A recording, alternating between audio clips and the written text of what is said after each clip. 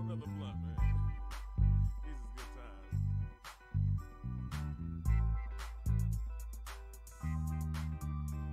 You full of shit, full of shit, full of shit, and you need to quit. Baby, you full of shit, full of shit, full of shit, and you need to quit. I met you at my show, yelling and screaming on the front row. Jumped on stage, knocked me down, you made me horny. I drug you around, put you in the van, took you to the tail. On the way there, you was texting on your cell. You jumped out the van before I got the room. Hopped in the car with your girl and went zoom. You danced with girls. Still have the bass boosted from last night. Well.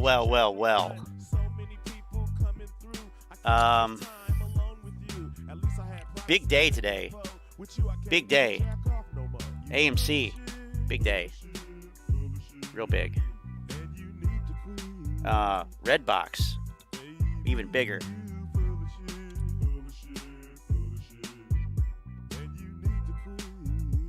Yeah. What about Wyckoff Mining? What's going on with that?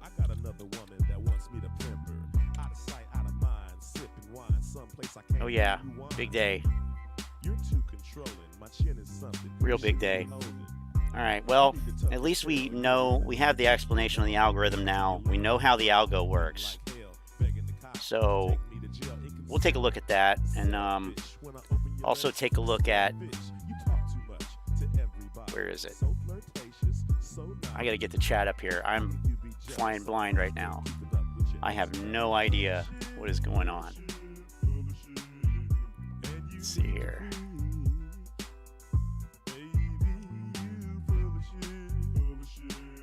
Oh, there we are.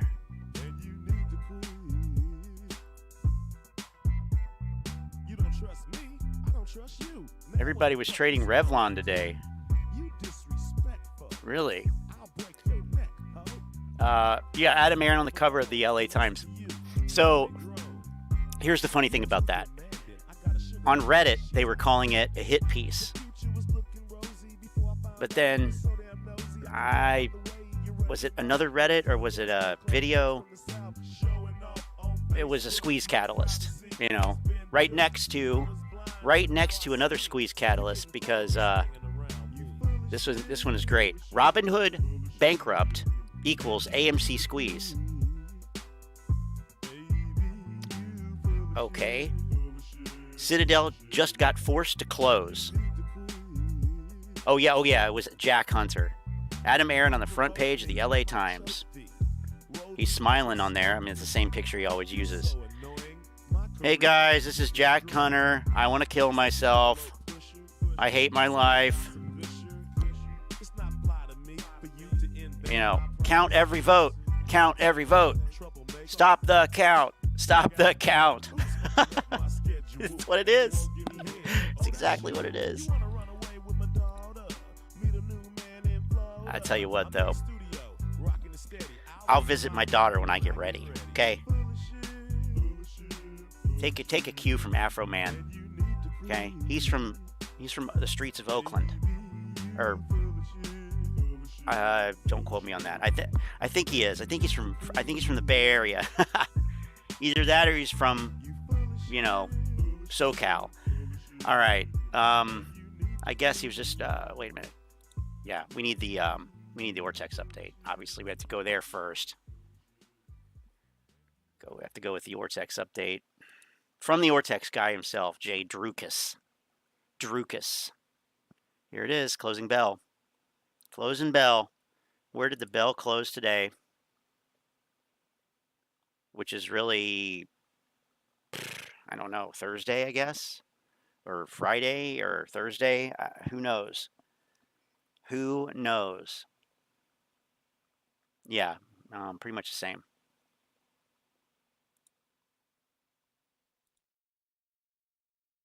Well, look at that.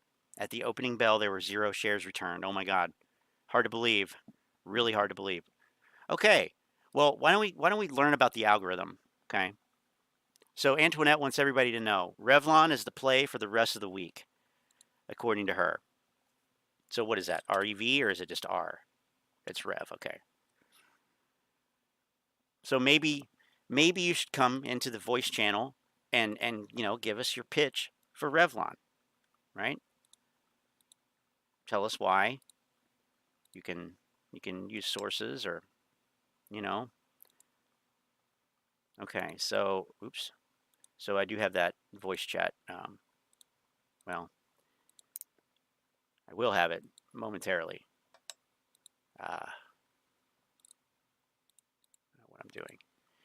And then we'll look at the algo, because the AMC guys, they figured out the algo. And if you didn't know, there is an algo that controls the price. Yes, of course there is. That's how the market works. It's not supply and demand, or more buyers than sellers equals the price going up, and more sellers and buyers equal the price going down. It's literally controlled just by computer code, so they can make it do whatever they want. Now we're talking about them here, so it's they. Who are they? Well, you have to ask Casey Shaw. I mean, I don't have all the answers. He figured out the algo. I would think that he would know who is launching these synthetic price failures. Yes, synthetic price. You won't read about that on Investopedia. You won't learn about it in business school, in finance courses. At the best university, you will not learn about synthetic price failures. You have to go to Casey Shaw. That's where you get the real cutting edge research.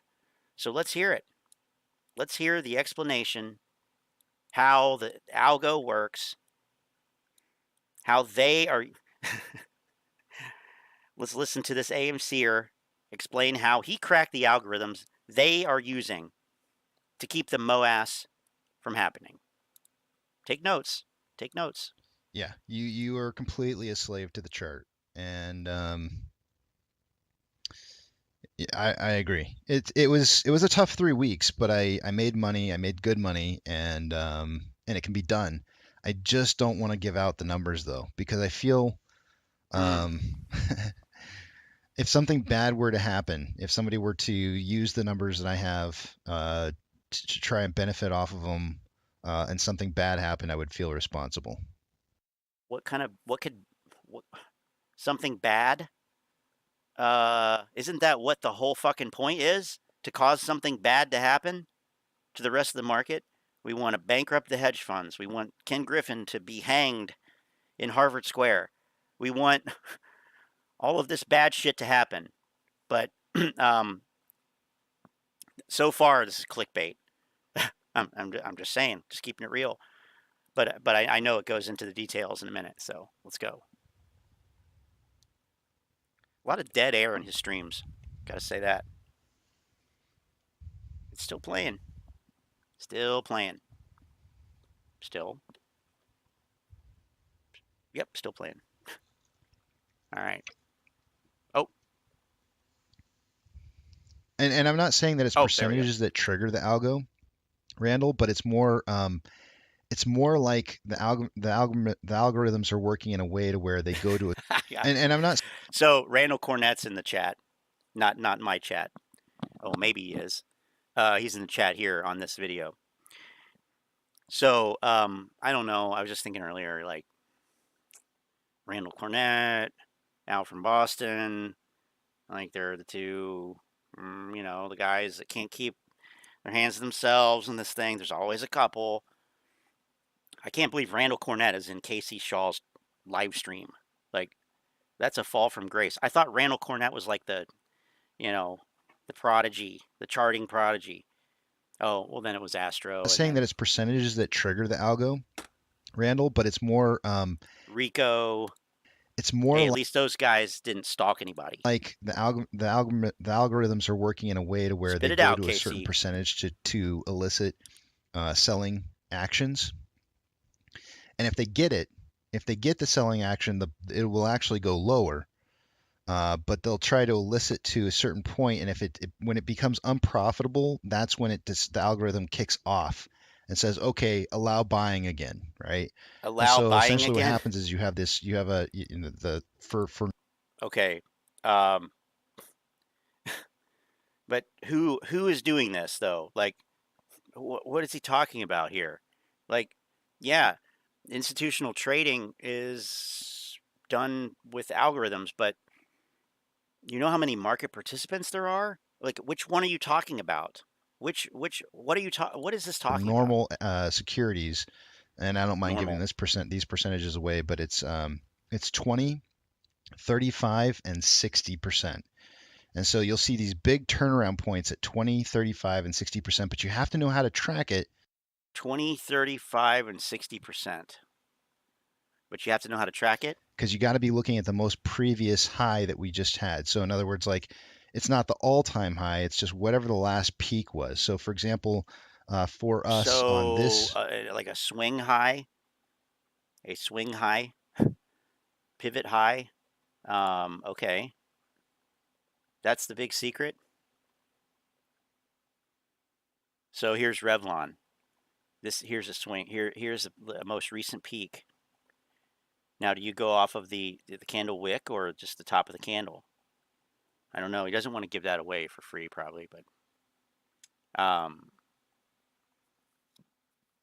yeah, I think that the apes. Well, I don't want to speak for all the apes, because whatever. But these types, I think they do. Let me get the chat thing. Yeah, I think that they think that there is one algo that controls the price because they never learned how the price actually moves. They've never learned what causes stocks to go up and down. And I'm not going to sit here and teach that. Like that, go to Investopedia, watch any other video that talks about that. The order book, supply and demand, yada, yada, yada. But this is like the basics of the market. So, and I know there's going to be somebody who says, well, yeah, that's how it used to work. But see, it's different now because Citadel, because Ken Griffin, because PhD, because Python, because whatever. Because.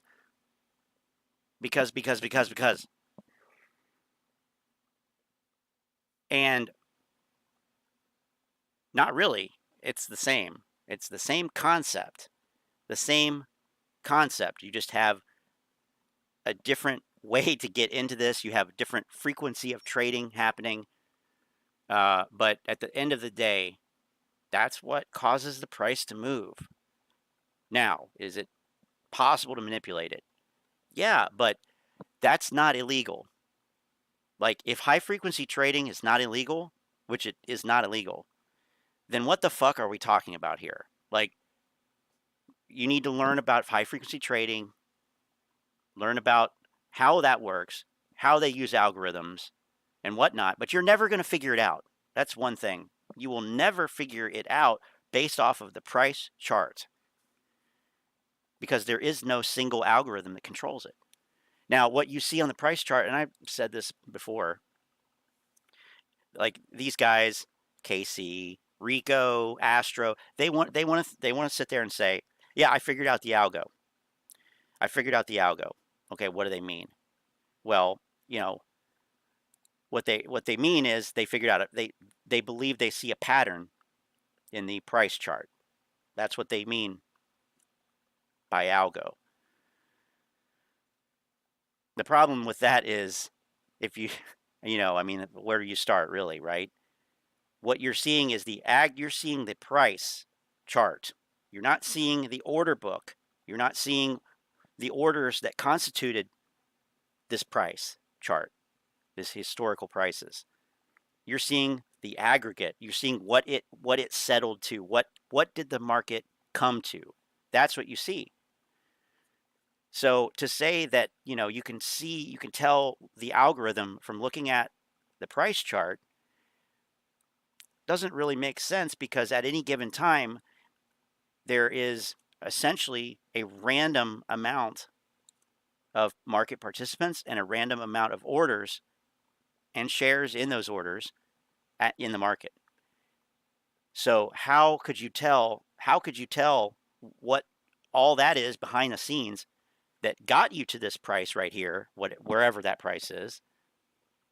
How could you tell? You can't. It could have been one big order. It could have been a million small orders. It wasn't a million small orders. But you see what I'm saying? Like, it's not, that doesn't really make sense. It's a conspiracy. It's a conspiracy theory. And you know, I'll say this, sound like Casey Shaw now. Conspiracy theories come about, they rise out of ignorance. They come from not knowing things. When you know things, you don't have to speculate, you don't have to guess. You can learn it and see it and study it and see it in action. You don't have to speculate. You don't have to sit there and say, oh, I figured it out. I figured it out. Yeah, Alex Jones figured it out. Right. But anyway, we'll let it go. On AMC, if you were to go back our last previous high, hold on a second, because I track this on a daily basis. Let me pull it up real quick. How's he tracking it, by the way? I wonder how he's tracking it. Spreadsheet? Our last previous high was 1410. So if you go back out to a 30-minute interval here, you'll see the 1410 that we had. I think it was right in here. So synthetic price failure occurred when it went down. It was synthetic price failure. Now, Bad Back, can you explain what a synthetic price failure is in the eyes of Casey Shaw? Can you explain what that means? What is a synthetic price failure? I don't know. I mean, I don't think we can find that. Synthetic price failure. Well, yeah, the only thing we get is his stream. So that's proprietary knowledge. Literally, look, it's all Casey Shaw, Casey Shaw, Casey Shaw, Casey in the sunshine Shaw. No, I don't think he does. Well, maybe he does in the stream, but, well, I do admit when I watched earlier, it was just I'm not able to pay attention. Approximately 21.3% down 10 for us on this, on AMC. If you were to go back our last previous high, hold on a second, because I track this on a daily basis. Let me pull it up real quick. Our last previous high was 1410. So if you go back out to a 30-minute interval here, you'll see the 1410 that we had. I think it was right in here. So synthetic price failure occurred when it went down. It was approximately 21.3% down to 1109. But 1109. Oh, there it is. There's the number. 1425. Is that what he said? 1425. Okay, let's put a line there. There's a line. Oh, not on 1425. He wants to put it at the, yeah. Okay, 1425. And then synthetic price failure. Does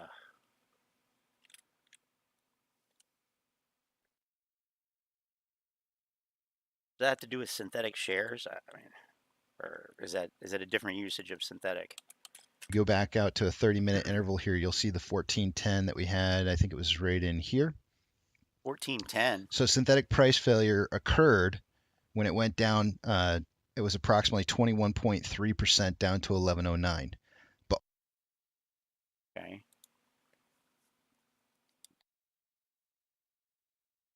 So maybe he's using the closing. No. No. We're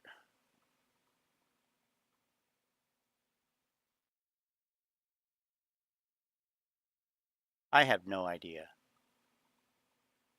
He's using Webull though, so. Well, I don't even see those. Well, what about this one? What about this here? Where it went up to 1635. Why doesn't that count? You said the most recent high. This is higher than this. But I mean, for that, but I don't know. Well, anyway, let's just keep going. All it really 30-minute interval here, you'll see the 1410 that we had. I think it was right in here. So synthetic price failure occurred when it went down. It was approximately 21.3% down to 1109. But all it really had to do was break like 19.5%, right, in order for it to be a synthetic price failure. Now, if it finds, if the algo, and you can see the percentages are listed in these different lines, colored lines. So the blue line is a 19.5% failure. 20% failure is 1128, and 1119 is 21. So he's just talking about the price going down by a certain percentage. That's what he means by synthetic price failure.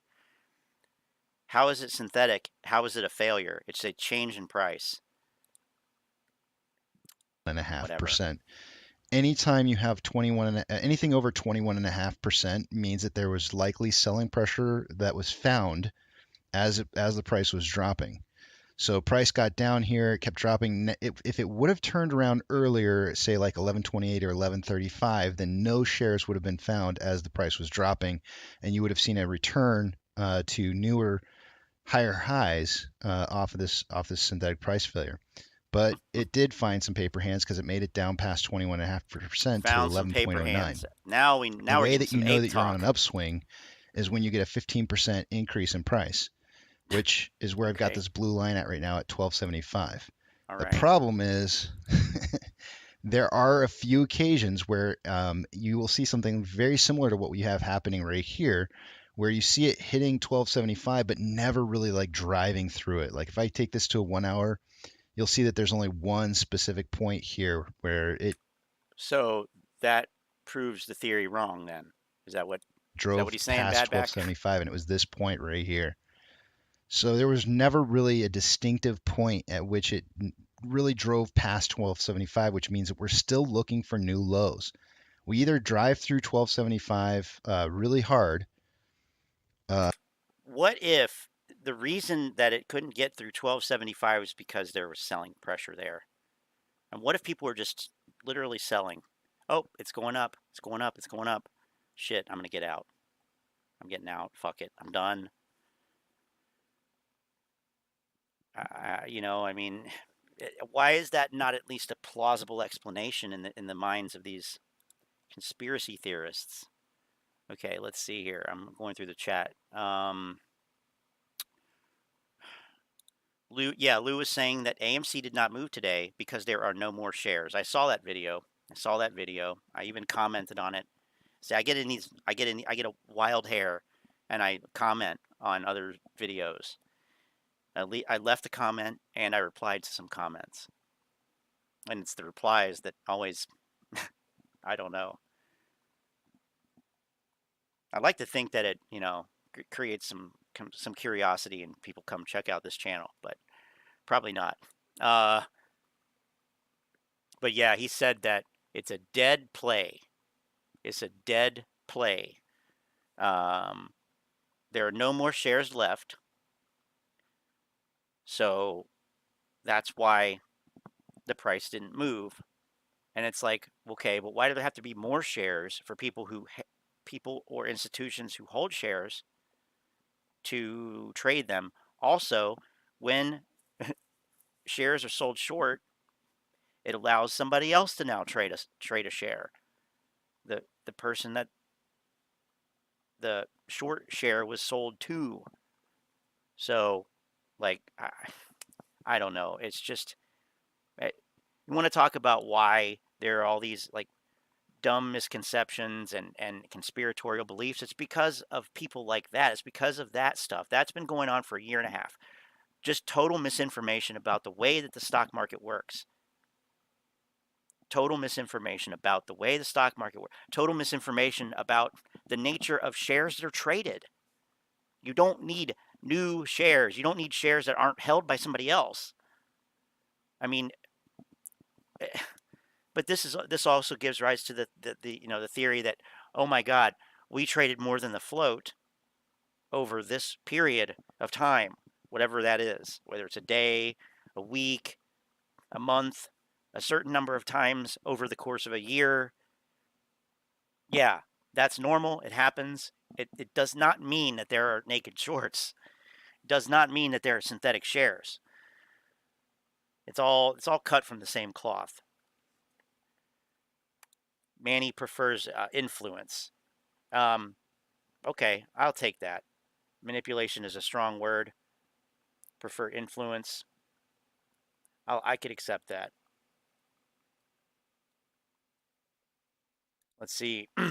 Lou is sometimes right, but he is wrong 98% of the time. Tried transferring out of one broker to Fidelity.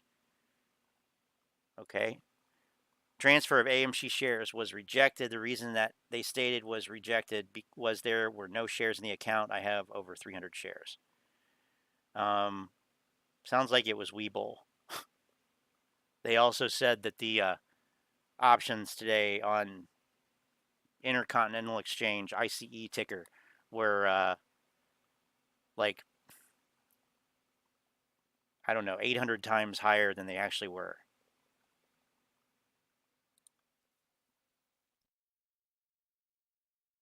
$300 settled shares, margin account, no margin, and last purchase was April. Transfer agent issue, maybe a typo in the account number. They had no problem transferring other holdings, so did a full transfer.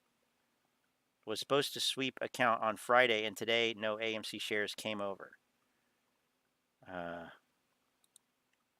So that means that your current broker has 0 AMC shares in your account. Well, you know, it'll save you a lot of pain. Think of it that way. It's actually, if they're doing you a favor. On the website, last statement and app, the shares are there. They are not coming over with transfer. Then call them tomorrow. I mean, why would you come here and like theorize about it? Just call the broker and ask them, you know, and get some actual data, and then come back and tell us what the disposition was. That doesn't prove anything. I don't even know if you're telling the truth. You're just making that shit up. New broker wants nothing to do with AMC. Probably. Right. We figured it out. Synthetic price failures basically drops more than 20%. Then that means it's real selling, paper hands. Wait. So synthetic price failure is real selling? Then why is it called synthetic? Synthetic means fake. So I guess I'm confused on that. Robinhood owes you an answer. Webull owes you an answer. Webull owes everybody an answer. You know what? The United States government owes everyone an explanation as to why fucking Webull is even allowed to operate in this country. You know, there was an executive order that banned certain Chinese securities. Meanwhile, there's a fucking brokerage. Just saying. I'm just saying. Why? Why do we need a Chinese brokerage here? Oh, Scott, you're such a racist. Because diamond hands. Yep. That's it. Less than 20%, it's them using ladder attacks. Yeah, ladder attacks. Those famed ladder attacks that there is no such thing as. Like, again, that comes from looking at the price chart and seeing something that looks like a ladder. It literally looks like a ladder on the chart. Okay, I'll give you that. Give them that. But what short ladder attack? What does that mean? I mean, I've seen interviews with hedge fund managers, institutional traders. Nobody knows what a short ladder attack is, and I've tried searching the internet for it, like, and excluding everything from 2021 and after. So, you know, Google, you can nail down the dates, and I said, okay, before this dumbass date in early 2021, I want to look before that. And I forget what I found, but I mean, it was not notable, because otherwise I would remember it and I would have made a video about it. So, I mean, anybody else can look that up if they want to and, you know, report back. But a ladder going down. But, you know, what does that mean? A short ladder attack? I mean, it sounds like short selling. But in order for short selling to really work, and I've been learning about short selling techniques, reading about it, trying to get more data, more knowledge about it on an institutional level. In order for shorting to have any effect on the price, really, there has to be an absence of buying. That's really what it is. So anything less than 20% isn't actual selling? What? I mean, on what time frame? Like, does the time frame matter at all? Like 20% in 5 minutes, 15 minutes, 1 day? Like, I don't know. It just, and it doesn't matter. It doesn't matter that, when the price is like $12, 20% is like couch change. And when the price is 70, it's, it's not. I just don't understand like how this isn't actual selling. Actual selling. I mean, yeah, I want to know some data. Like, what data substantiates this at all? Isn't actual selling? What is actual selling? And how the fuck do you know what it is? How has he determined that what is actual selling and what is not actual selling? And maybe the algos and ladder attacks, quote unquote, are the actual selling. Timed buying strategy. I mean, yeah, we looked at that. We saw that on the one interview that we looked at with the Einstein of Wall Street. He talked about algorithmic execution of trades, but that's like one participant's trades, like somebody who trades with Morgan Stanley or something, or whoever that broker represents. Like, all right, I want to execute my order this way. But this guy is talking about like overall. So that's what I mean. Like, how many market participants make up the price that we see right now? How many market participants participate in the auction, in the double auction that is constantly going on in the order book to arrive at that price? It's just how many? We don't know. We can't see that on time and sales.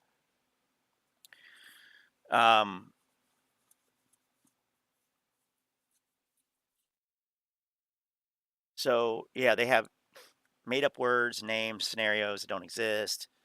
Short ladder attacks, they say, are two hedge funds selling same shares back and forth at lower and lower prices to manipulate prices. Right. Okay.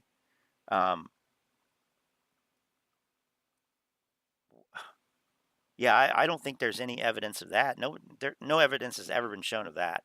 I know they've been saying that for a year, but it doesn't make sense. Why would they?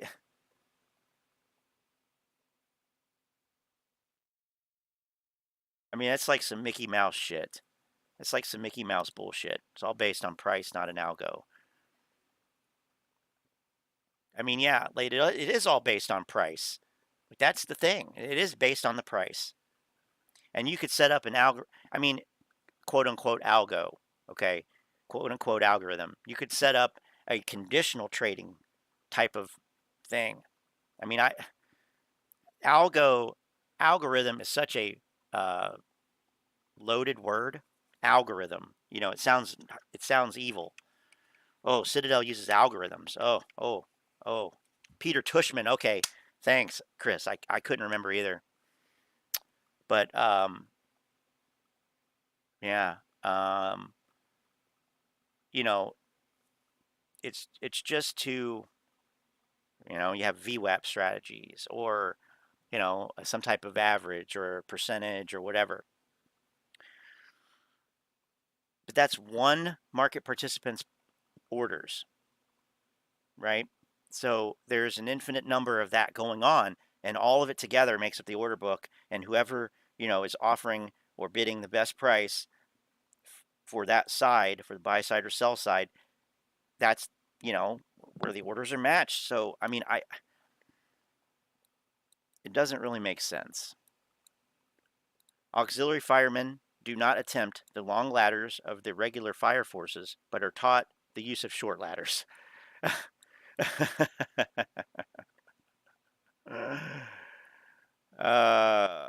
That's good. That's good information, Lynn. Thanks. Algo equals out of our control. Okay, now that actually is a good point. That's a good point. If they blame it on an algo, it serves a lot of purposes. It's a scapegoat. They're saying it's out of our control. It creates an enemy, although the enemy is unknown. We don't know who the enemy, but it creates an enemy because they are using algos. So everyone's the enemy. They're using algos. Yeah. Okay.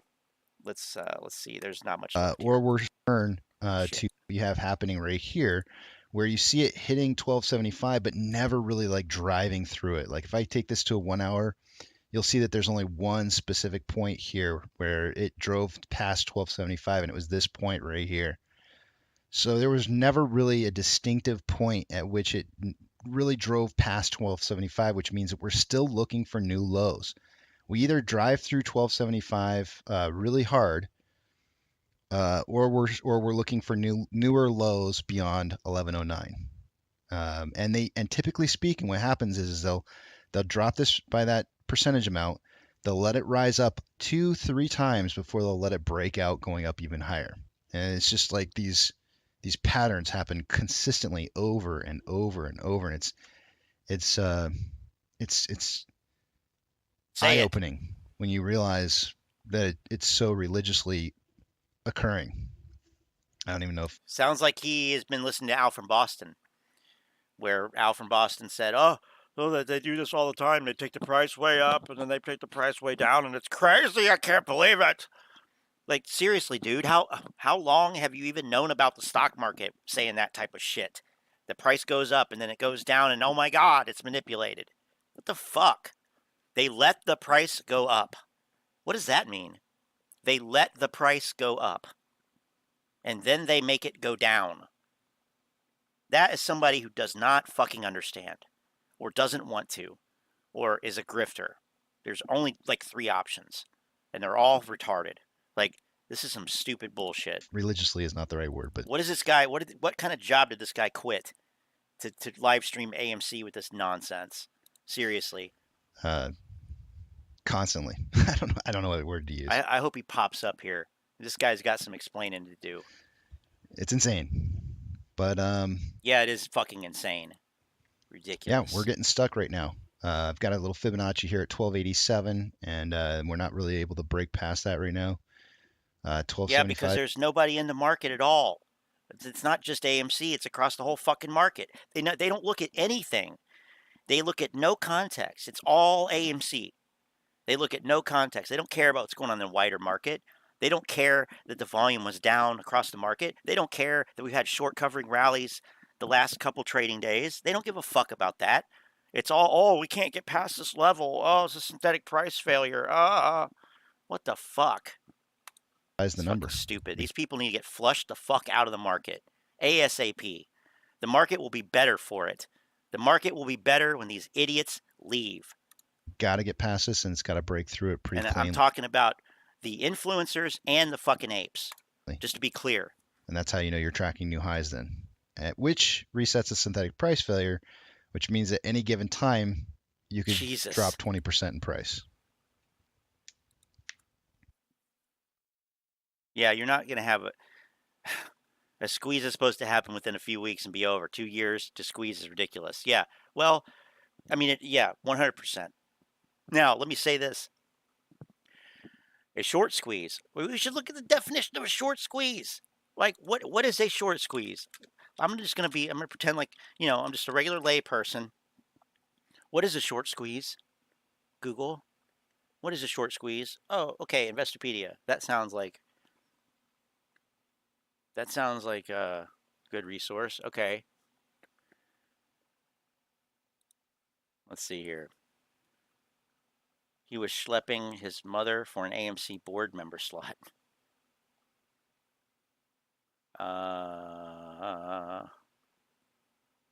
Maybe. What is a short squeeze? A short squeeze is an unusual condition that triggers rapidly rising prices in a stock or other tradable security. For a short squeeze to occur, the security must have an unusual degree of short sellers holding positions in it. Well, we meet the conditions. Oh, see, that's where the ape stopped reading, I think. The short squeeze begins when the price jumps higher unexpectedly. Oh, wait a minute. Okay. Jumps higher unexpectedly. The condition plays out as a significant measure of the short sellers, coincidentally, decide to cut losses and exit their positions. Key phrase here, key words, cut losses. Cut losses. So key takeaways, a short squeeze accelerates their stock's price rise. The short sellers bail out to cut their losses. Contrarian investors try to anticipate a short squeeze. Oh, fucking me. Now, they need to update this. Contrarian investors. Yeah, okay, no. Contrarian investors try to anticipate a short squeeze and buy stocks that demonstrate a strong short interest. Both short sellers and contrarians make risky moves. A wise investor has additional reasons for shorting or buying that stock. Well, that needs to be revised too, I guess. When a heavily shorted stock unexpectedly rises in price, that's the first fucking sentence, first phrase in this paragraph of understanding a short squeeze. The short sellers may have to act fast to limit their losses. Short sellers borrow shares of an asset they believe will drop in price in order to buy them after they fall. If they're right, they return the shares and pocket the difference between the price they initiated the short and the price when they buy the shares back to close out the position. If they're wrong, they're forced to buy at a higher price and pay the difference between the price they set and its sale price. So how about that? If they're wrong, because short sellers exit their positions with buy orders, the coincidental exit of these short sellers pushes prices higher. The continued rapid rise in price also attracts buyers to the security. The combination of new buyers and panicked short sellers creates a rapid rise in price that can be stunning and unprecedented. So, let's see. The flight of short sellers and their impact on the stock's price is known as a short squeeze. The short sellers are being squeezed out of their positions, usually at a loss. Okay. Why short squeezes happen? As noted, shorts open positions on stocks they believe will decline in price. However, sound their reasoning a positive news story, product announcement, or earnings beat that excites the interest of buyers can upend this. The turnaround in a stock's fortunes may prove to be temporary, but if it's not, the short seller can face runaway losses as the expiration date on their positions approaches. They generally opt to sell out immediately, even if it means taking a substantial loss. So I don't know what they're talking about with an expiration date here. Maybe in terms of their risk management, how much whatever their budget is, but there's no expiration date on shorts. Maybe on put options, but that's not what we're talking about here. That's where the short squeeze comes in. Every buying transaction by a short seller sends the price higher. Well, every buying transaction, forcing another short seller to buy. Okay.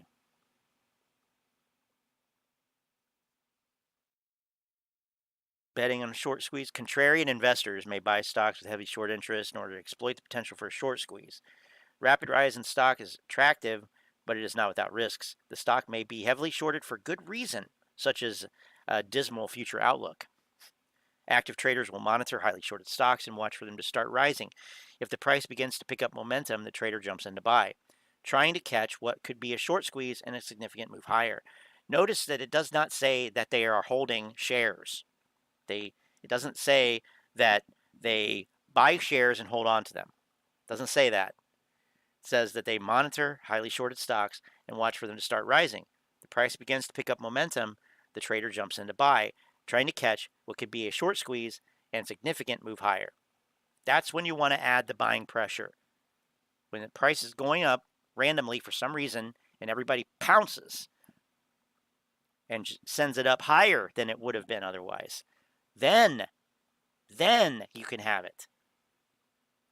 But to sit around and I mean, it's just absurd. It's crazy. I mean, why?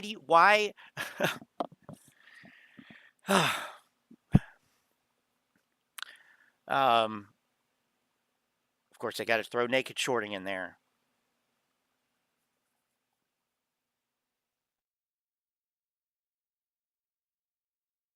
But I mean, it's not relevant here.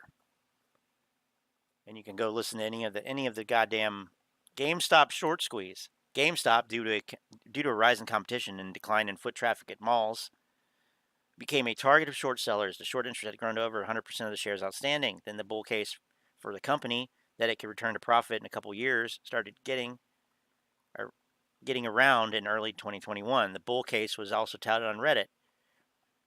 In addition, big investors such as Cyan Asset Management's Michael Burry and Chewy founder Ryan Cohen also took a long position. From there, it was a snowball effect of retail investors buying stock and call options. The price increase drove out some short sellers and attracted various big-name investors and public figures such as Elon Musk and venture capitalist Chamath Palihapitiya. GameStop stock's price surged due to a short squeeze on major hedge funds that were short the stock and forced the sell to cut losses. The stock price went from less than $5 a share to $325 a share as of January 2021 in less than 6 months. The stock currently trades at whatever. Okay. Yep. All right. Well, anyway. So the stock price has to go up. And then people have to add buying pressure to that. And then you might have a short squeeze. Let's see here. Is that what happened to Melvin? Well, I believe so, right? That's what happened to Melvin.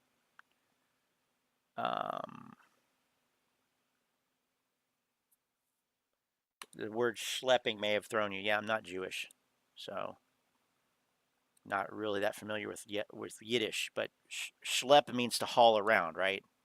Like to cart something around. Schlepping. I think I've heard Larry David say that before. Adam Aron is the pounce king. It doesn't take 2 years to squeeze a stock. No, it does not. I would even venture to say that it can't. It won't. You know, that's an if you are like something's wrong there. Like something's wrong if you're still trying to do that after 2 years, in my opinion. They act like they're academics writing research papers, making up their own theories. Yeah, but not citing any sources. That's the irony. That's the goddamn irony right there. Yeah, they act like they're academics. First of all, they can't write. They can't use the correct form of there, or your, but whatever. It's mostly there, and there. So they suck at writing. Let's go to Reddit. They make up their own theories, but they don't provide any sources, any evidence. So yeah, synthetic price failure is this, or it's 20%, 35%, and 60%. Okay, well, I'm sure that you've done the research and you have concrete evidence and multiple examples of that, right? Right? Because in order to be taken seriously in any other thing in the world, that's what you need. That is what you need.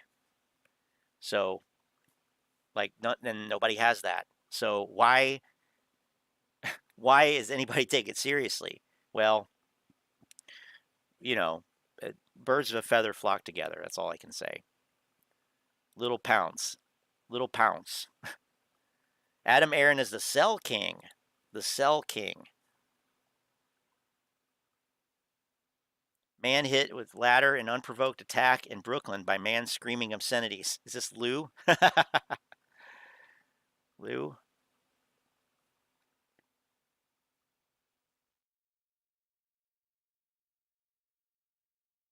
Let's see. Ladder. That's a ladder attack for you, right? Yeah, Manny thinks it's Lou too. Police say the 67-year-old victim was standing outside his home when a man started shouting obscenities at him. Then the attacker shoved the victim to the ground and threw a ladder at him. We need to do. You should write for The Onion, Lynn. You should definitely write for The Onion. It took Tesla a while to squeeze. Well, you know, that was a popular company that was growing. They, you know, I don't see really much of a parallel.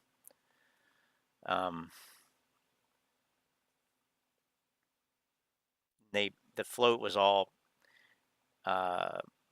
float was a lot different too. Ape Father attacked Lou with a ladder. Now, isn't the Ape Father on Long Island? So he drove into Brooklyn, or he took a train into Brooklyn or something. That's a real headline? Wait, that's a real headline? I thought that you just wrote that. I thought you just made that up. Oh my God. Now, that's like a video that, you know, it's been too long since I've actually recorded a video and edited it and stuff, not a live stream. That would be one that I should make one. I should do that. Wow. Oh, congratulations. You came up with one example. I mean, so, but let me be clear with you. That doesn't mean that AMC is going to squeeze, okay? Because this other thing did, because this other thing took years, doesn't mean that AMC taking 2 years is going to squeeze. So if that's the insinuation, if that's the implication, no. That's an ape tactic, though. Well, this other thing. Yeah, Tesla is a growing company. They're at the beginning. They were at the beginning of their curve as a company.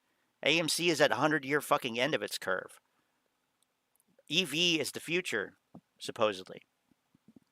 Movie theaters, not. So, but you know, and AMC, or I'm sorry, and Tesla is still massively overvalued.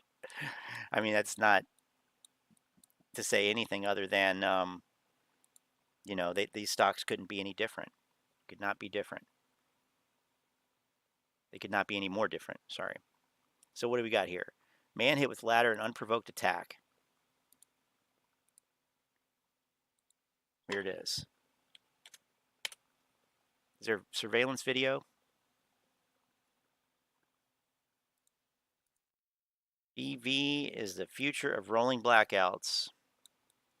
Sounds like we got an oil fan here. No? Petroleum fan. Man hit with ladder and unprovoked attack. Right now, new this morning, police are searching for the man behind a seemingly unprovoked attack in Brooklyn in which he used a...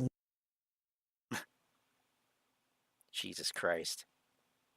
Well, it's only 45 seconds if it will actually fucking load.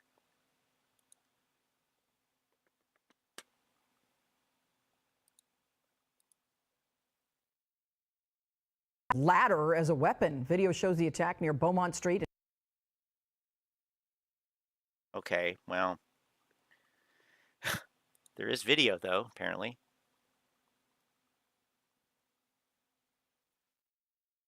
Fucking hell. Well, anyway. Anybody who wants to see it can go there. There's the link. But low float, high relative volume squeeze, fast, and are great for day trading. Well, day traders the enemy, though.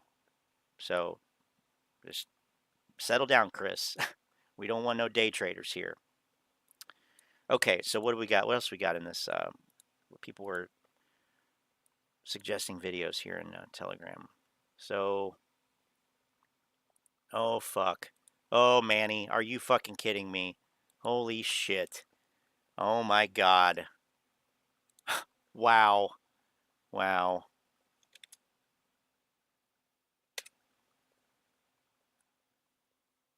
Wow, wow, wow. I don't know. I did a speed test. I did a speed test before I started the stream, and it was like 80 megabits down and 60 up. So, you know, I don't know what beyond that I need, because hey, what's up? This Frank. Let me say I'm not a financial advisor, Anything I say in this video should be used for entertainment purposes only.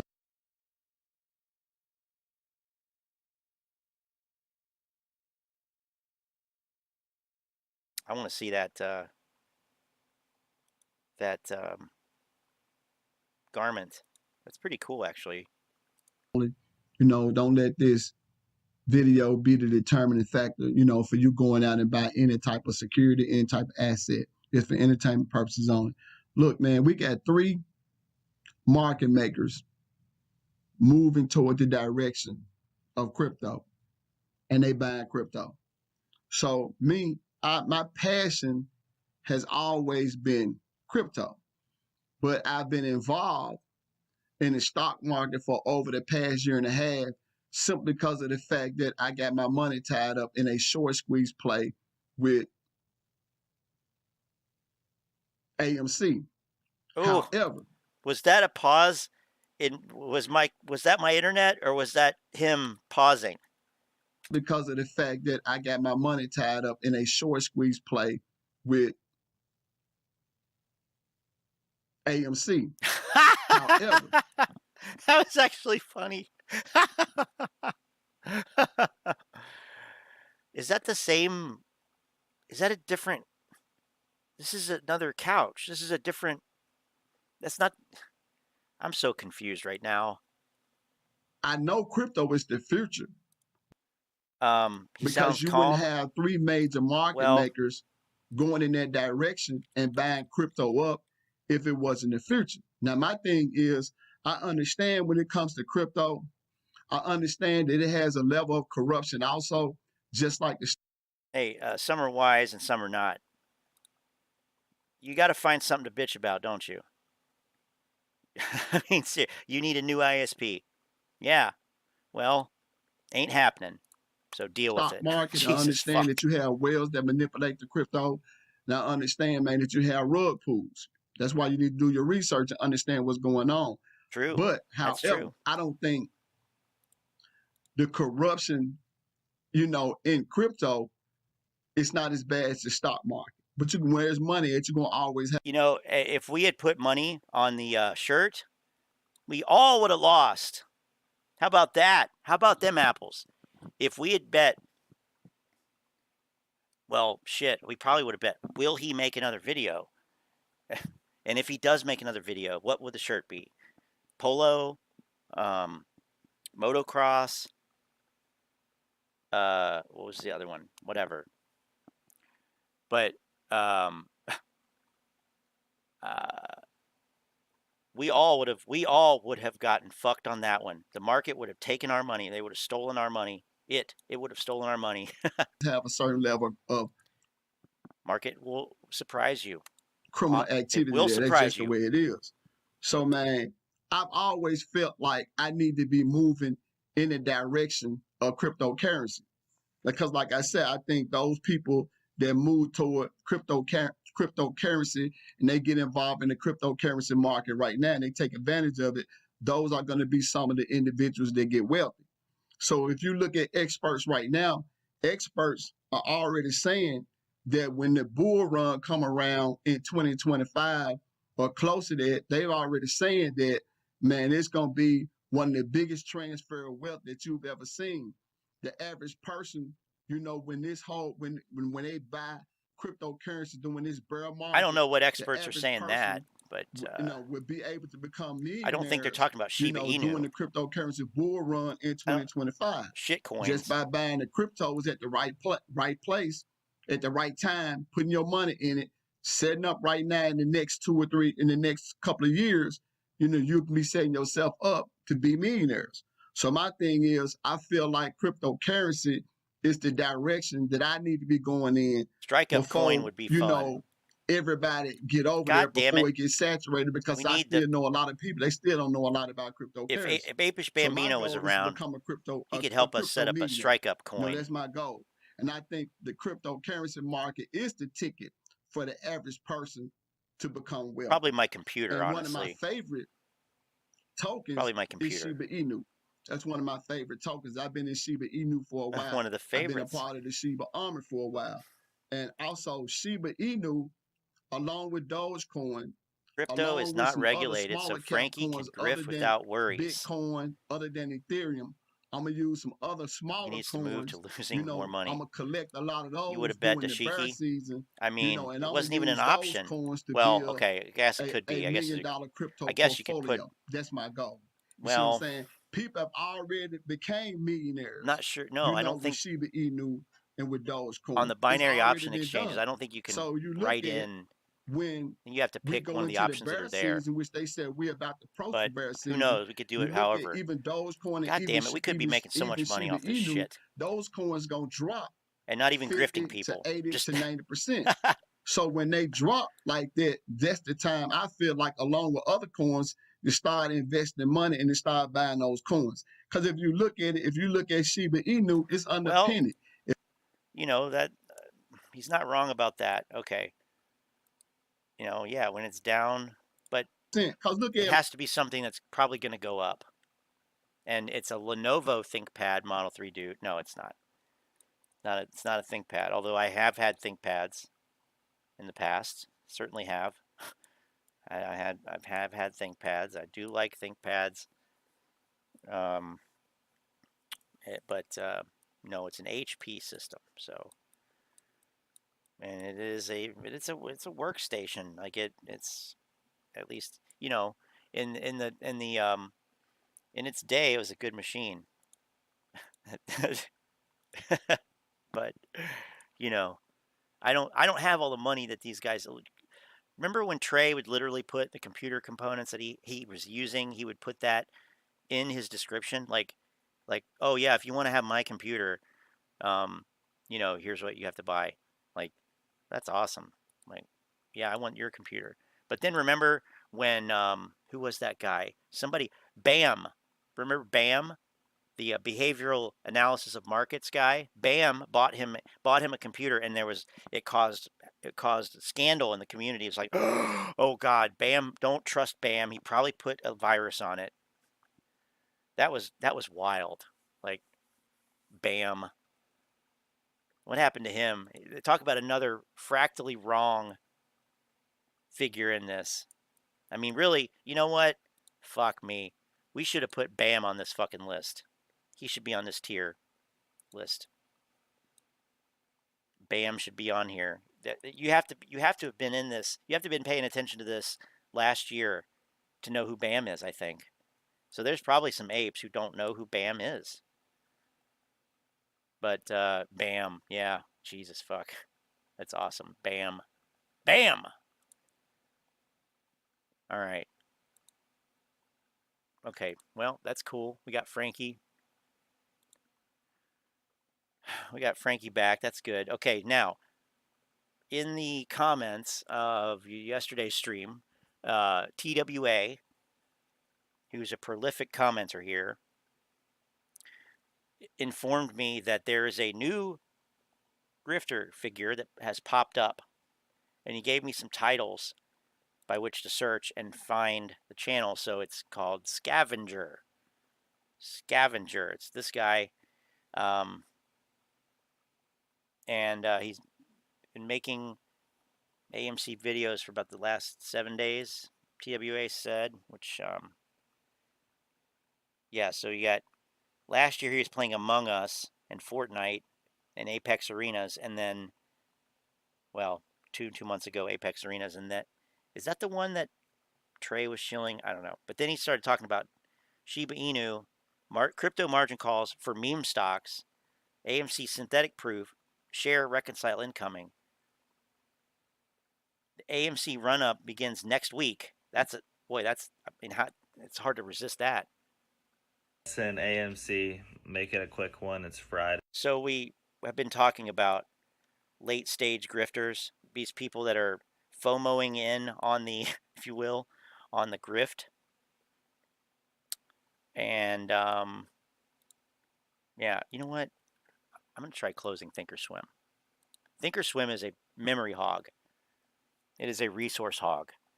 Although I do see that the market is down substantially. QQQ is at 278, which means that I'm in the money. Hopefully it will hold. or slide down further.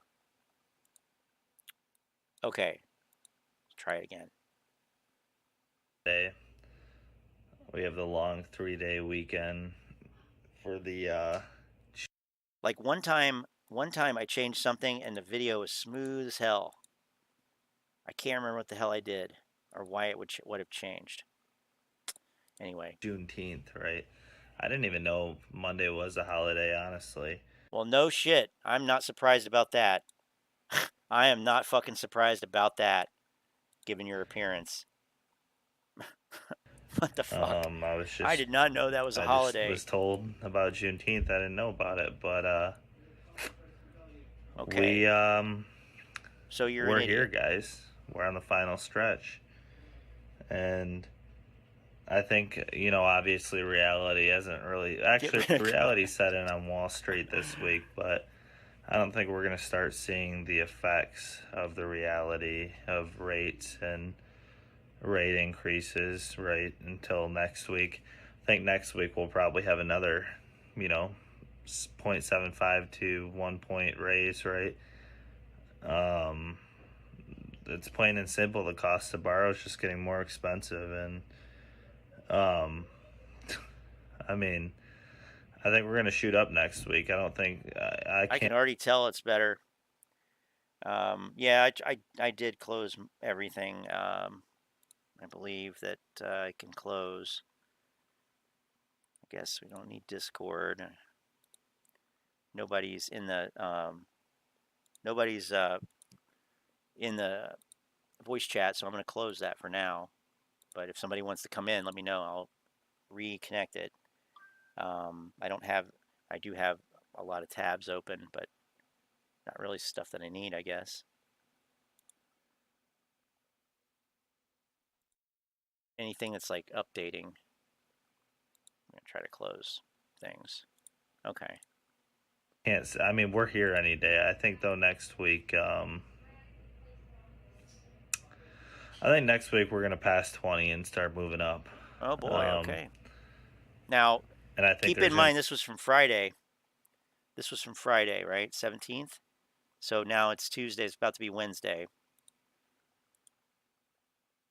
Be a lot of pressure on Wall Street to start covering positions ASAP. So we'll see what happens. I mean, I'm really looking forward to it, but it's going to be interesting over the weekend and stuff. Obviously, every day we learn a little more about, you know, incoming news coming through, real CPI numbers. I mean, the Feds know that the CPI number obviously is a lot higher than what they're telling us, you know, at 8.5. It's common sense, guys. So I think that they're going to be very aggressive here. You know, it always makes me nervous when people say stuff like that. Everybody knows that this is not, you know, everybody knows this. It's common sense. Everybody knows that. And maybe it's true, but that type of thinking gets thrown around a lot. It's a slippery slope.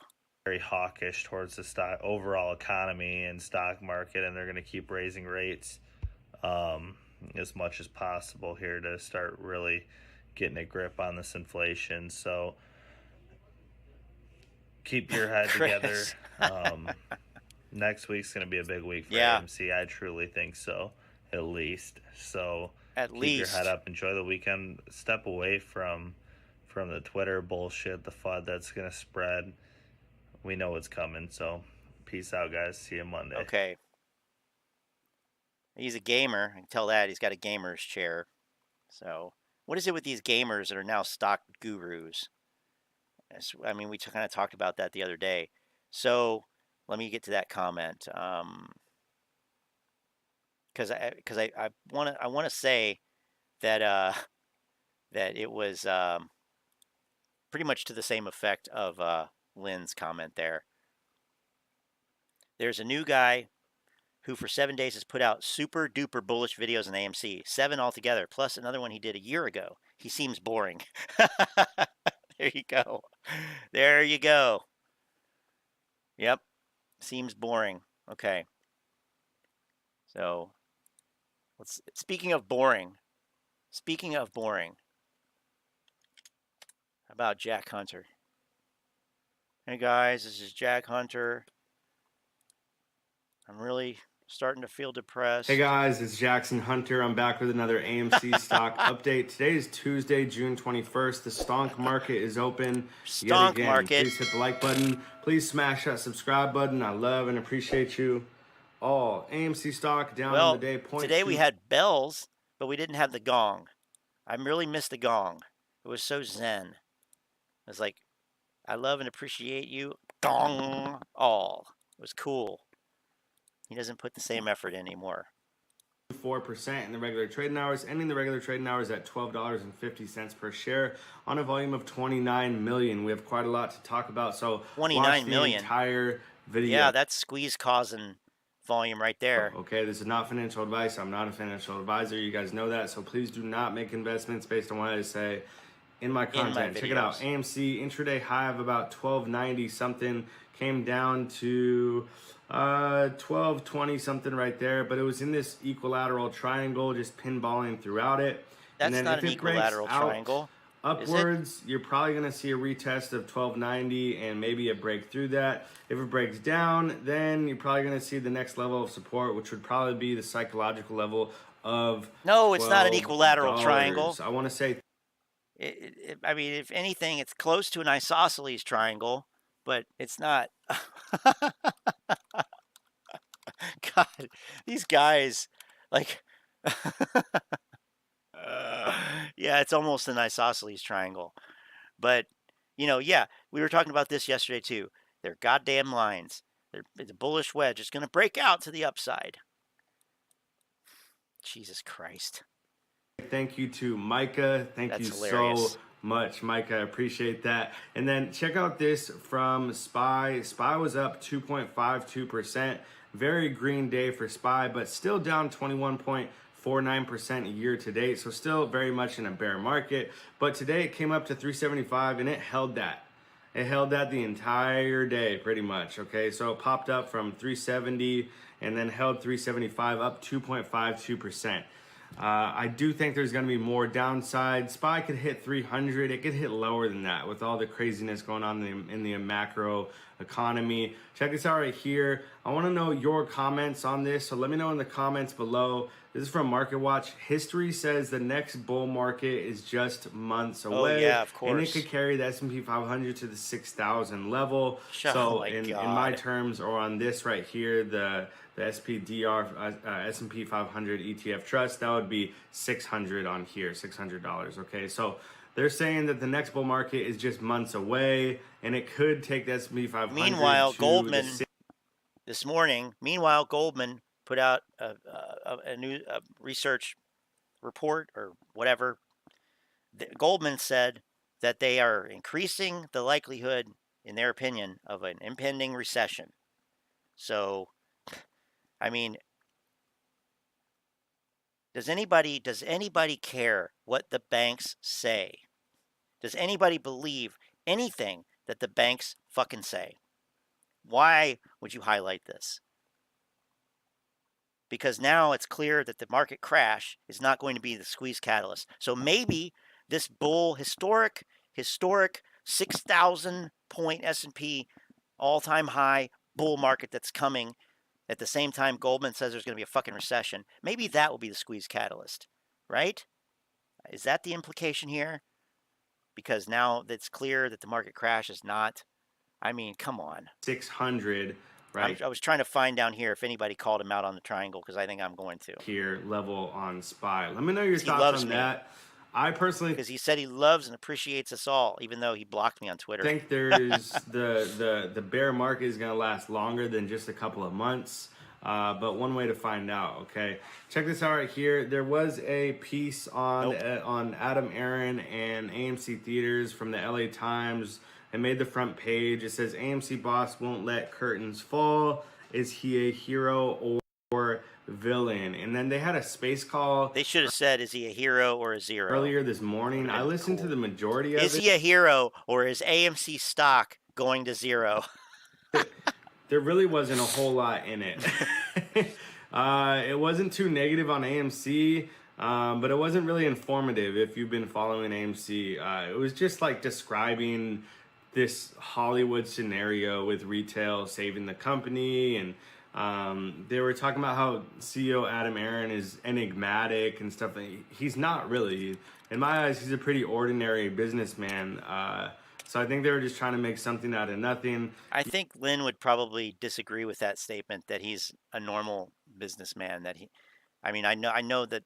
I mean, correct me if I'm wrong, but I believe I've heard Lynn say that the kind of shit that Adam Aron, because she worked with CEOs, the kind of shit that he does and says is not normal.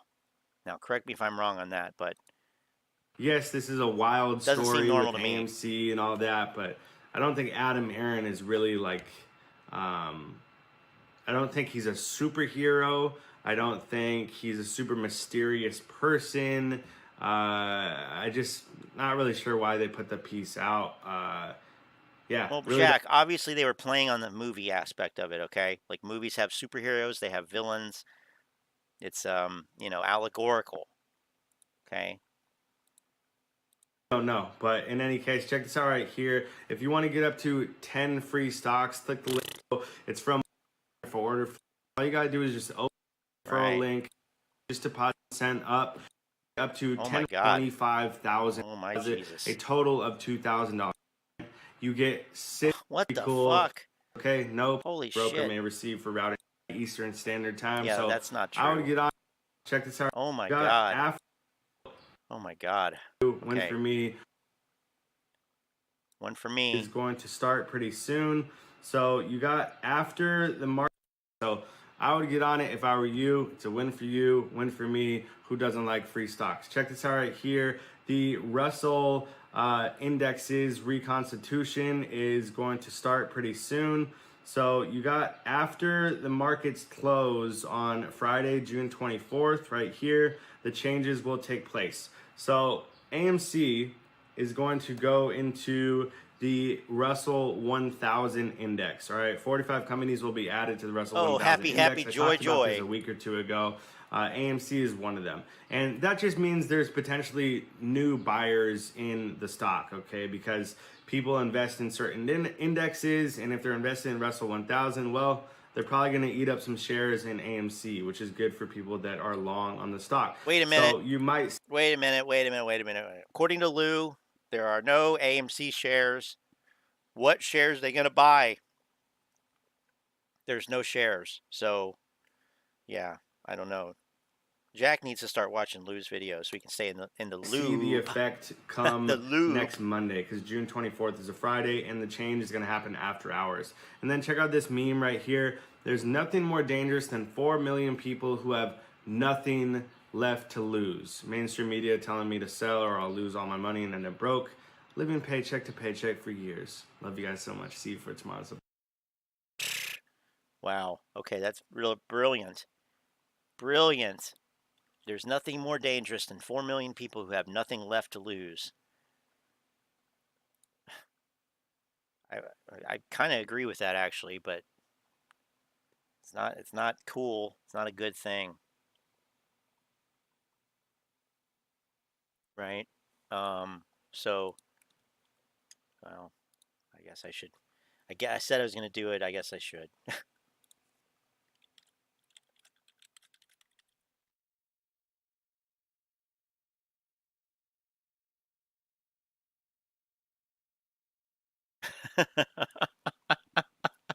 Fuck it.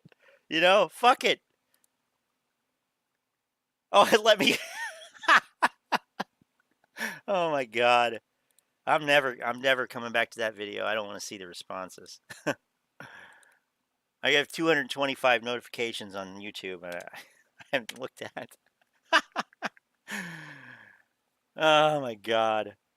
He's going to see that. What's going on, my silly little motherfuckers? He's going to see that. Let me explain this fucking He's thing so pissed. God damn it, Scott fucking Allen. How dare you correct me?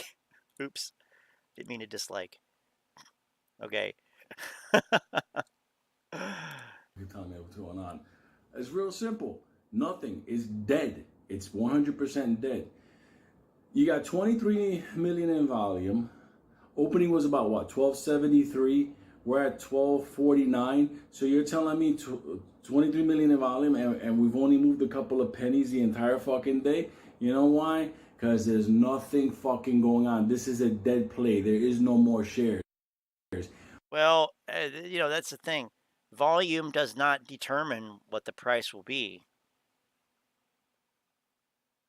It depends on what market participants want to buy or sell their orders at, their shares at. So the price didn't move very much. That means that, on the whole, you have buyers and sellers agreeing on the price. You have a balanced market. That's all that means. Now, if you have buyers, more buyers, eating away at the shares at various limit prices, it'll eat through. You'll execute all the orders that are sitting at one level, and then you have to move to a next higher price. But what we're talking about here is a balanced market. And yes, it's been dead since last summer. What we're seeing is the fake synthetics being moved back and forth in order to make it look like there's shares. Everything is fine. Yeah, 90% of the float. Okay, so if we own 90% of the float, then we're looking at the 10%. There's no 10% out there. So calm the fuck down. Let them play their algorithm, fake synthetic Guatemalan, ping pong, run it through the dark pool. At the end of the day, the difference is fucking pennies. So this is bullshit. I'm telling you, AMC now is officially a dead play. It is not gonna be going anywhere. So they're fucked, because at the end of the day, we're here like that. And at the end of the day, they're like that. Oh shit. What the fuck? You know what the fuck? Keep fucking playing. Keep fucking playing. And you know what's gonna be hilarious? We're gonna get to see how much of assholes they look like on the other side, because I'm pointing out to you that what you're seeing is a stock that doesn't have any more shares to move around, but because of synthetics and algorithms and the dark pool, they could turn around and make it look like synthetics, algorithms, and the dark pool. Because of those three things, oh my goodness. There's movement. Ain't no fucking movement. There's nothing. Relax, motherfuckers. We got these motherfuckers on the ground. Their fucking eyes are getting bigger. There's nothing they can. Right. So there is no demand for this stock, because remember what we were talking about when we read the definition of a short squeeze. The price has to rise unexpectedly. What would cause the price to rise unexpectedly? A lot of buyers. That's what short sellers don't want. They want the price ultimately to go down. And the thing that stops the price from going down is buying. So, let me add it all up. Yeah, no squeeze. What is the catalyst for a squeeze at this point? You've literally had and Manny's gonna, dispute this, but I'm just repeating what I've seen, because I have not seen the movie. But you've had the best movie, the best movie, best film come out in the history of Hollywood in Top Gun Maverick. Certainly the best film in the two film series of Top Gun and Top Gun Maverick. But whatever. Massively popular. What was the last one? There was another massively popular one. So obviously the movie, how much higher can you get than Tom Cruise? I mean, a Tom Cruise movie didn't do it. So I don't know. What do you need? And you had a Jurassic Park movie, didn't do it. Star Wars? I don't know. I mean, that shit's played out, right? I don't know. So the movie catalyst is not anything. They tried buying a gold mine and all that shit. They tried, investing in other companies. They tried the NFTs. They tried the plant-based nuggets. Like, what else is there? And at the end of the day, what the market is saying, nope, we're not convinced that this is going to work. We're not convinced. Sorry. Yeah, it's still an $11 stock, still $12 stock. So, it's just, yeah, he is unreal. This is unreal.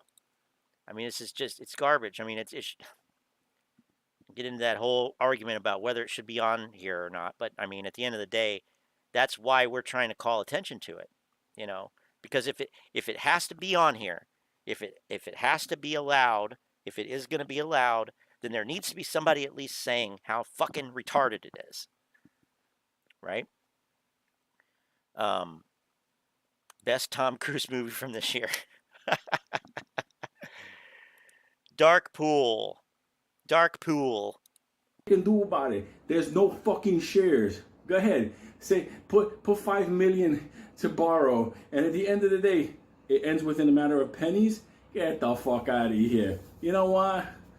Judgment Day, motherfuckers. You pushed it to the limit, and there you go. So at the end of the day, have your little fun, ping pong here, ping pong there, and then wash whatever in the dark pool. It's so fucking stupid, it's predictable. But the one thing you motherfuckers can't control is when the little fucking D's get, I can't do this no more. The little D's. The little D's. Oh, boy. Fuck. The little D's. Watch. Don't stress this shit out. This is fuckery at its finest. And trust me, I think they're doing this fuckery as they're preparing for the king fuckery. So get ready, motherfuckers, because these motherfuckers already lost. They didn't get the memo yet. How's that? Right now, already. What are you talking about? How did they already lose? How the fuck did they already lose? I mean, I would like for somebody to explain how they've already lost when, I mean, I'm going to look at a weekly chart even. How in the fuck did the short sellers lose? I mean, there is no universe where that makes sense. Zero. There's no universe where that fucking makes sense.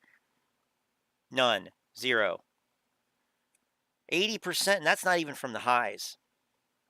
Okay, 79%. And that is not even from the all-time highs, from 63 to now. And not even all the way to now. It's to 13, from 63 to 13. So I give you a little bit of margin on each side. Like, what? But they've already lost. I mean, oh my God. Fucked up, you will be broke, vaporized, and sucking dick on the metaverse. Giant hugs.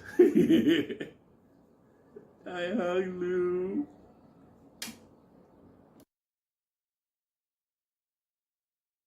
I mean, he's just having fun. He's just, you know, bullshitting like crazy.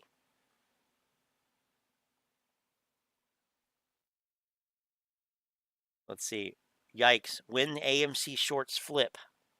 What's up, guys? Welcome to Roensch Capital. Listen, we have a necessary AMC update video today. So, as you guys know, I've been watching the stock for the better part of the last 18 months or so. Yeah, we know that. We know that. Not only watching. Admit it. Come on, Roensch. Admit it. You sold covered calls. You sold calls to apes. I don't know if they were covered or not. You sold calls. You gave it away when you talked about the option chain. You talked about IV. Oh, yeah, I know. You sold calls. Absolutely. There's nothing wrong with selling calls. Except for when you portray the option chain in a manner that is, you know, bullish for long call holders. But then, you know, you don't say, by the way, guys, I just want you to know, I'm selling calls, so, but I'm not gonna let that bias come through at all. I'm gonna be honest with you. I'm not gonna tell you anything that would, you know, impact me positively. So we didn't hear that. So I've been watching the data for that same year and a half. I've been keeping a very close eye, however, on the data for the last, we'll say, 30 days or so. And it's time to make what I see as a necessary update, okay? Because things are working out in a way that I want you guys to be aware of. Most days, look, I'm going to be straight up. Most days, this is boring. There's nothing to talk about. Because there's most no shares. AMC videos you'll see on boring days are, look, they're hype videos, right? They make you feel good. Now, there's not anything wrong with that, but if you're looking for real information, you're not going to get it most days. There's nothing to discuss. Okay? So let's do that. Let's do just that, right? Because today, especially these last 3 weeks, there's something to talk about. This is interesting. Now, look, a lot of people have reservations about Ortex, and for good reason, right? They have caused problems in the past. They've had bad data, they've had glitches, and maybe they weren't fixed in a timely manner. Look, it's just a source. Where do you think they get the data? Right now, their estimates are their own estimates. But the data itself, where do you think they're pulling it from? Right? You get it from a couple of providers. We've discussed this in the past. There are issues with having just a few providers. We had a problem today, right? Detailed options execution data was down for the majority of the day for not just us, right? Because we have the unusual options activity. Again, you can join at that link down below. We also do scalp setup alerts, platinum one-on-one, Look, there's a plug. Swing trade setup alerts. Not just Join, for us give was me it down, money. but for many other people that are whether providing options data or providing it as part of a package, maybe in a broker or something, right? They were all down because they come from a few different providers, and that's it. Now, level 2 and stuff was fine. I'm talking detailed execution data, like at what price, relative to the bid-ask spread was this executed at, that kind of thing. It was down today. My point being, coming from a couple different providers, look, if Ortex So you're going to refund people's money because you couldn't tell them anything today, right?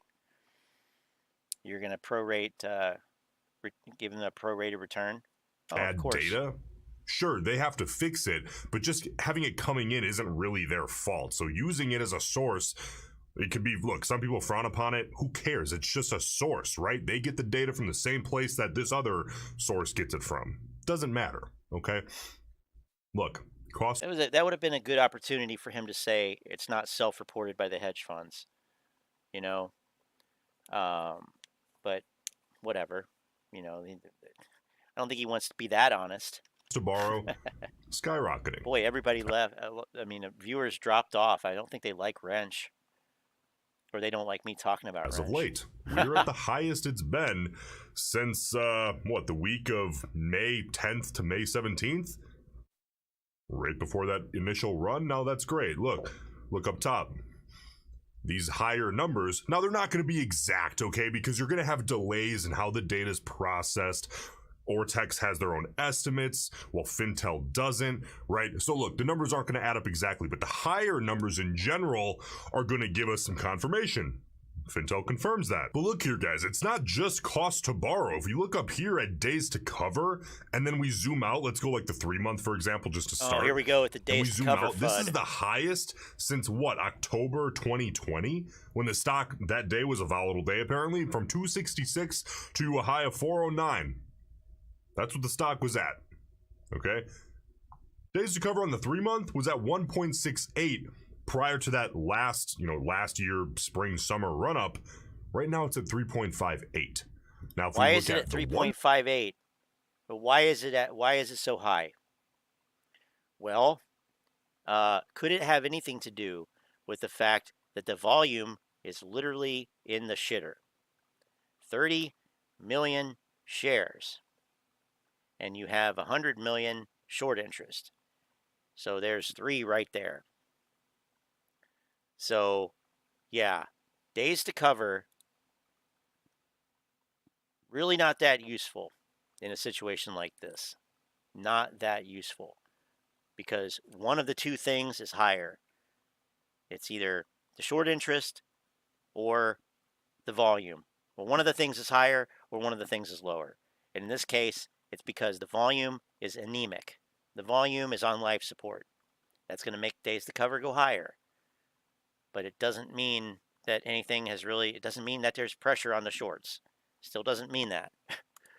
1 month, for example, same kind of trend. Okay, we look at the 2-week. Now, you want to look at a bunch of different options here. Is it a fluke? Hey, is the 3-month just a fluke? Right, it could be. We have to look, if we're looking at 3 different options, 4 different options, same trend, right? 1 week.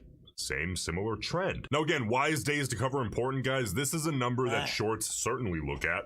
if they have any kind of risk management in place. They look at this number to determine their risk tolerance, determining their liquidity. Okay, if the days to cover number is absurdly high, that poses a higher risk because you have more shorts out. No, if it's really high, they probably say, well, why is it high? Oh, it's because the volume is in the shitter. They're not buying the stock. All right, no worries. Standing seriously with a lower daily volume. So theoretically, it's a theoretical number. If all shorts ran to the door in one single day, how many days would it take based on the current volume for them all to be able to get out? Right now, based on the 1 week volume average, that's 6.02. Based on the 3 month volume average, that's 3.58. Based on the 1 month volume average, you're looking at 4. Okay, so we're looking at all these different, average, or at least time frames of average volumes, and they all have a similar trend. We're looking at a. So I like Jesus Christ Superstar, but I was always really more partial to Godspell personally in terms of the 70s, Christian rock operas, but Christian-based rock opera. Anyway, I wasn't really watching the chat, so all right. So look, he's got a whiteboard or a blue board, or cool. All right. So yeah, expensive. Yeah, expensive. I mean, it's funny that they all say, "What's going on, my silly little motherfucker?" Shit. It's funny that they all say, "Oh, it's so expensive. It's so expensive," but nobody, literally nobody calculates it and shows how much it actually ends up being, except for Chris Norland. Chris Norland did. But oh, look, Fox News confirmed the short squeeze again. Right.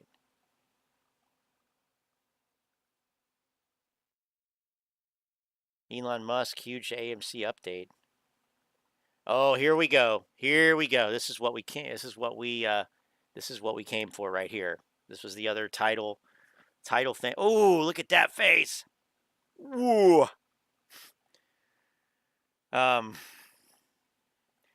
Robinhood going bankrupt will cause the squeeze. Exclamation point, exclamation point. All right.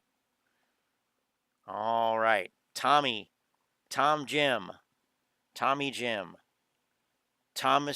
Jim, Tom Jimmy. I think I like that one. Tom Jimmy. Robinhood is on the verge of bankruptcy. Oh, he doesn't say, welcome back to the channel, everyone.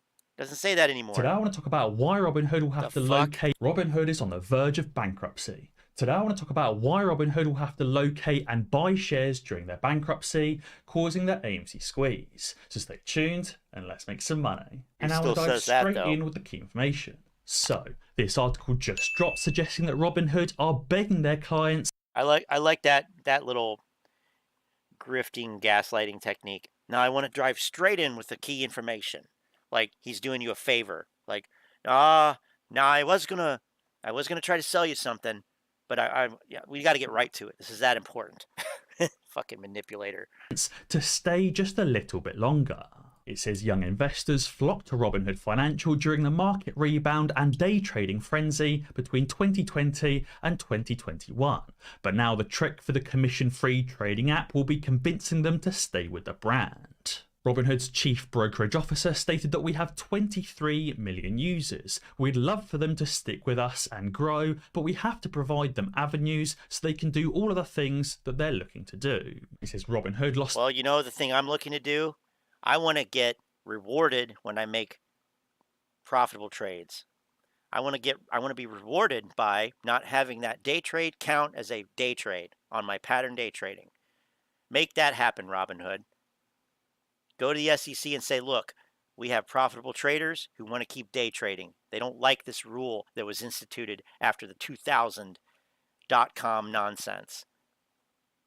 So what we're going to do is we're going to reward them by if the trade was closed profitable, it does not count towards their 3-day trades in a 5-day rolling period, and you're going to make it happen. That's what we're doing.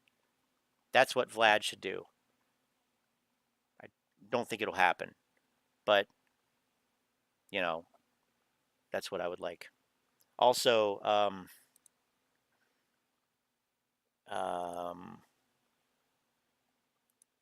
the people that are leaving Robinhood, I think, this is speculation because I'm not leaving Robinhood. I like trading options on Robinhood. It's all I would ever trade on there. I've never trade. I don't. Well, I have the one, yeah, but I don't. Yeah, mainly it's options. The people that left Robinhood are the people that are the AMC baggies. That's what I think. I don't know if it's true, but that's what it seems like. Because they're the ones who thought that that Vlad should go to Russian jail. Do they not know that a squeeze would increase the volume to the point that it would be so easy to cover? Days to cover is a BS stat. That's exactly. And theoretically, the volume would increase anyway because of that unexpected buying pressure that would come in and cause the shorts to get trapped anyway. So yeah, it is BS. I don't think any institution cares about days to cover. I have seen no evidence to suggest that short sellers or institutional traders give two shits about days to cover. It's something that retail investors talk about. It's something that Ortex and all the other Ortex whatevers talk about and highlight, and days to cover. It's meaningless. I've been saying that $392 million in the first quarter of this year, and its share price has plummeted below $7, down a whopping 87% from a high of around $55 in August of last year. They should just go Analysts private. also expect Robinhood to post why do these brokerages need to be publicly traded anyway? It's kind of stupid to me, but I mean, just go private. $314 million loss for the second quarter and $1.25 billion in losses for the full year. It says while the company has 23 its tally of active users is declining and fell to 14.6 million users in May, down 39% year over year. On top of that, its total assets under custody was $73.9 billion in May, down 25% year over year. It says collectively, stock analysts are forecast that Robinhood will not become profitable within the next 3 years, setting a negative perception reinforced when insiders sold additional shares. So Robinhood's downfall is mainly caused by a number of terrible decisions combined with a company that's grown too quickly. During 2020, Robinhood obviously exploded with popularity, massively increasing their headcount, massively increasing their marketing budget, and massively increasing all types of expenditure across the board as their revenue was starting to rise as well. Between 2019 and 2021, the Robinhood headcount expanded sixfold from 700 employees to 3,800. Back in April, they did cut their workforce by around 9%, so nearly 10%, but I don't think that's much of a dent. Robinhood have these costs that are spiraling out of control with revenues that are ever decreasing due to the number of bad decisions that they've made. That's all well and good, but make the connection to AMC, okay? I don't have time. I mean, yeah, I know, I get it. Fundamentals are bad. I understand. That's obviously he has to spend so much time on that because the apes don't understand. But how does this connect to AMC? And the gamification of investing. Obviously, in 2021, they took away the buy button, which led to around 100,000 negative reviews on Robinhood and led to millions of Robinhood customers leaving the platform for other, safer and better investing platforms that don't use payment for order flow or don't accept payment for Oh, yeah, like Webull, right? Like that's where all the fucking apes went. And I'm telling you, Webull is a pisser. It is a pisser. I mean, you got to love a platform that does not give you real-time option quotes by default for free. Okay? Like, what in the fuck are you supposed to do with 15-minute delay on option quotes? That's ridiculous. Ridiculous. And if you want it real-time, you have to pay more money to a company that's based in China. I mean, we talked about this. We already buy everything else from China. Now I need to pay for fucking real time. No, fuck that.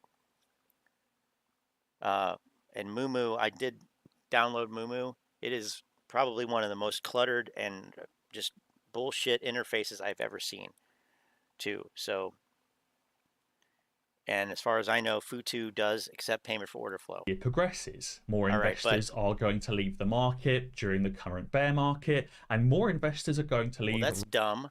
Well, that's stupid. Why would they leave during the bear market? Well, it's because, and Tasty Trade was talking about this earlier on one of their segments today.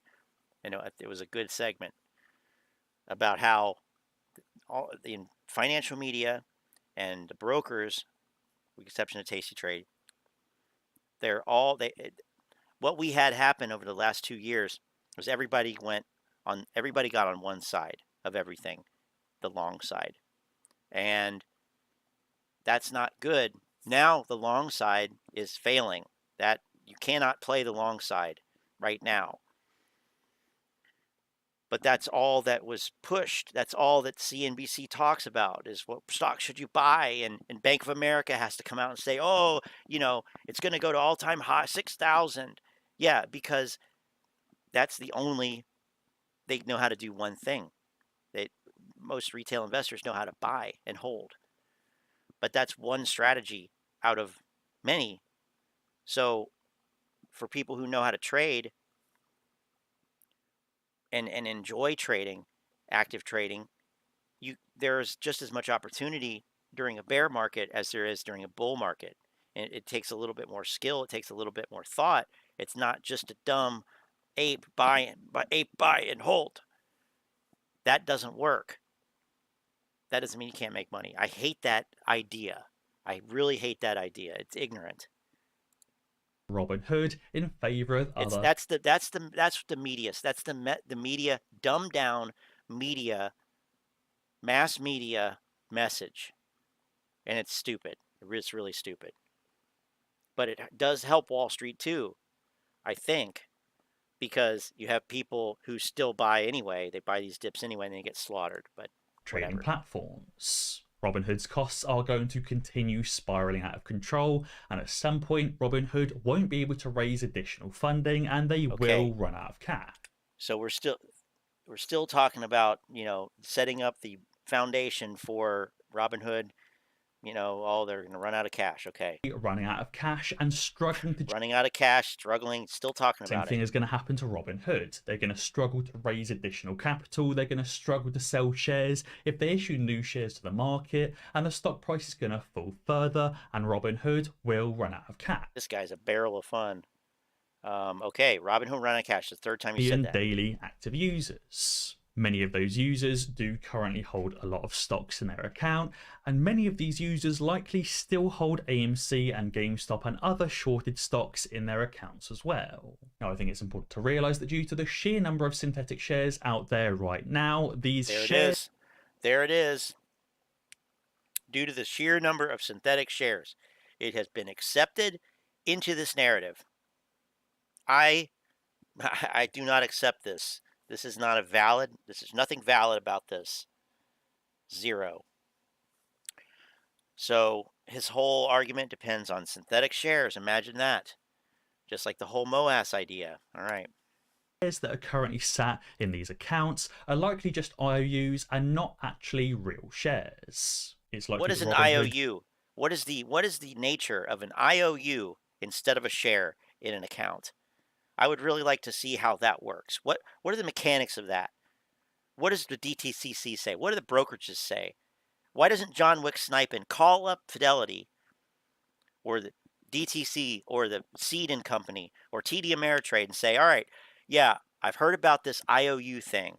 Can you tell me how that works? What does it mean when there's an IOU in my account instead of a share? And they're going to say, we have no clue what you're talking about. You're an idiot.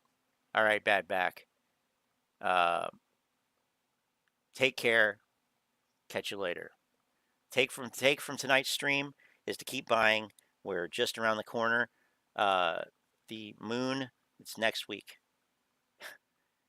I'm going to the moon next week. Just remember, fat man, fat man, fat man. You don't know what you're talking about. Yes, I do. AMC not going to the motherfucking moon. See you, man. All right. didn't actually buy all of these shares. That's why they had to post so much collateral to the DTC synthetic shares out there right now. These shares that are currently sat in these accounts are likely just IOUs and not actually real shares. It's likely that Robinhood didn't actually buy all of these shares. That's why they had to post. Robinhood doesn't buy the shares. What are you talking about? It's likely that Robinhood didn't buy all the shares. Robinhood doesn't buy the fucking shares. It's not how it works. At all. What? How? Fuck me. Post so much collateral to the DTCC because they weren't fully hedged on their positions and they hadn't actually bought all of the shares. What? Now, on top of that, all of these shares are lent out to other hedge funds, and therefore Robinhood will actually have to locate all of these shares and buy. Well, you just said that they weren't actually shares, first of all. You said they were IOUs. Now you're saying that they're all the shares are lent out. Okay, so that's an incongruency right there. But beyond that, no, you have to turn on share lending in Robinhood. It's not on by default. You have to opt into it. So, no, wrong again. Should have been keeping a tally of the number of fucking things that were wrong in this video. Buy them back when the platform goes bankrupt. Okay, I hear that all that on again. Their positions, and they hadn't actually bought all of the shares. Now, on top of that, all of these shares are lent out to other hedge funds, and therefore Robinhood will actually have to locate all of these shares and buy them back when the platform goes bankrupt. When Robinhood goes bankrupt, all of these users or all of the user accounts will be transferred to other platforms like Webull, TD Ameritrade, or any other broker. Yeah, you said Webull first. Of course you did. And obviously, to transfer your Robinhood account during a bankruptcy, Robinhood will have to go out into the market, locate actual real AMC and GameStop shares, buy them. Is that what is that what the federal securities laws say? Did you actually look? Where's that written? Is it in FINRA rules? Is it SIFMA? Who says that? Where did that come from? Or are you just talking out of your fucking ass? I'm sorry. Talking out of your arse. Back and fucking send them to the other broker wanker. During the transfer. Robinhood obviously can't just issue an IOU to another broker while Robinhood is going through a bankruptcy. During Of a course bankruptcy, not. No. IOUs just don't cut it. And guys, just don't cut it. We still have not determined what an IOU is. But this is outrageous. It's just so outrageous. Oh my God. Already, be sure to sign up to Moomoo right now using the link in the description below to get your fucking goddamn promotional daily code. active users. Jesus I'm Christ. sure a number of these users have sold their AMC stocks and already changed. All right, so he's just fucking winding, meandering around from one bullshit thing to the next bullshit thing with a goddamn fucking ad covering a fucking banner ad. I mean, Jesus Christ, what? Them during their bankruptcy, which will cause a short squeeze. Horrible fucking Now, channel. I don't think this is the only possible scenario causing the AMC squeeze. I just think it's another potential catalyst that will cause the squeeze. There's also another article here that talks about the unraveling of Robinhood's fairy tale.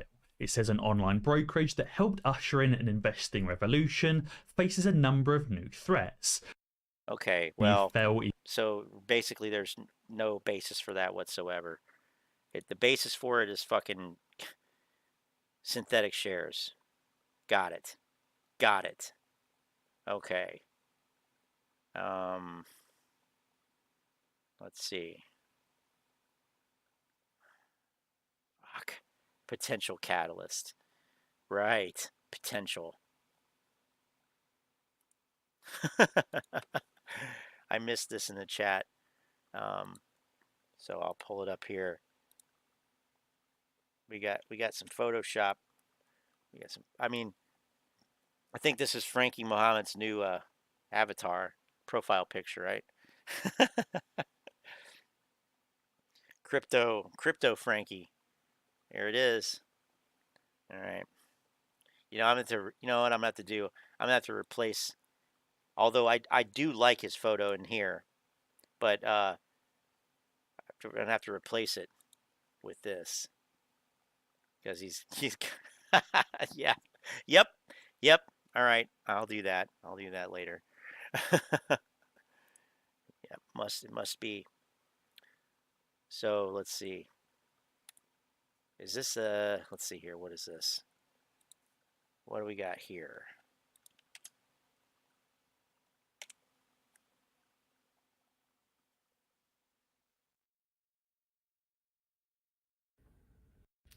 Oh.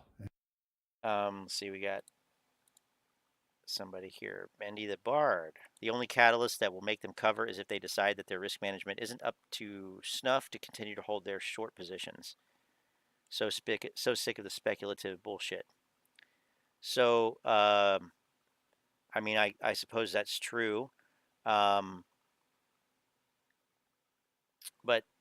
the difference is that shorts are covering for a profit. They are taking profits. In a short squeeze scenario, the shorts are basically forced to cover because the positions become massively unprofitable. So even if they decide the risk management isn't up to snuff, which I don't really understand either, because like we said, shorts are, short sellers, short positions are profitable right now, like from pretty much any level. So, it's 80% from like 63 to 13. So that's an 80% decline. So take your pick anywhere along that continuum. So the narrative of they've lost. There's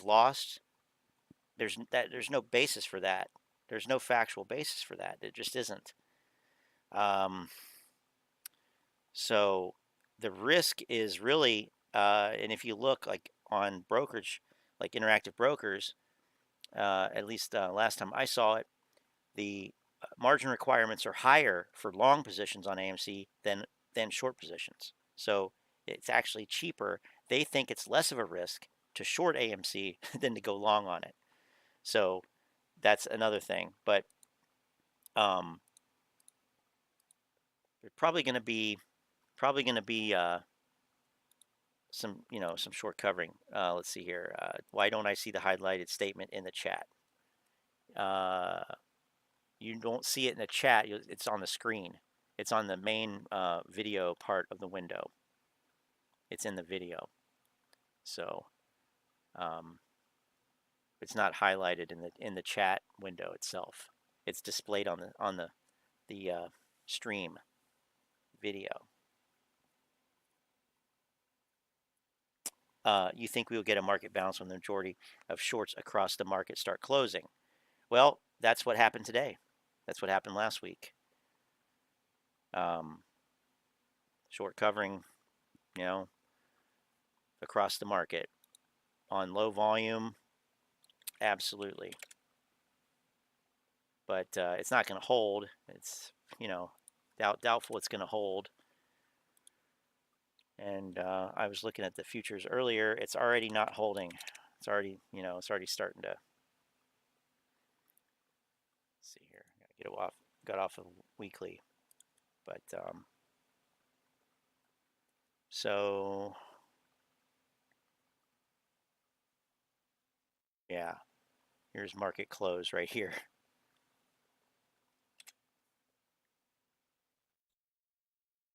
And then let's see over in the NASDAQ. Oops. Got a similar situation here, down. So,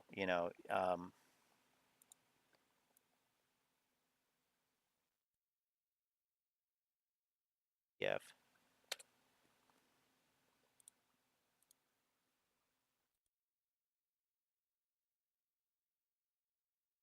Two.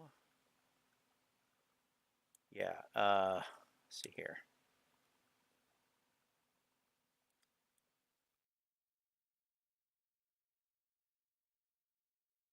Yeah, like this is all short covering through here, most of that. When you see that stuff shoot up like that,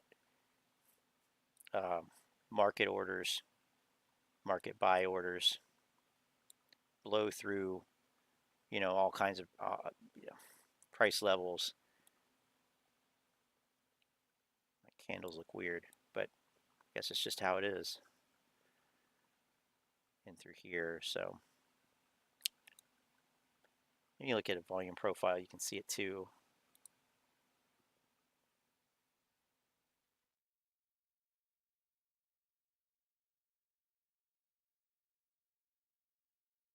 Why it's being so laggy, but anyway, yeah, that you're going to see that, but that's a bear market rally, is basically, or as some people say, the dead cat bounce, right?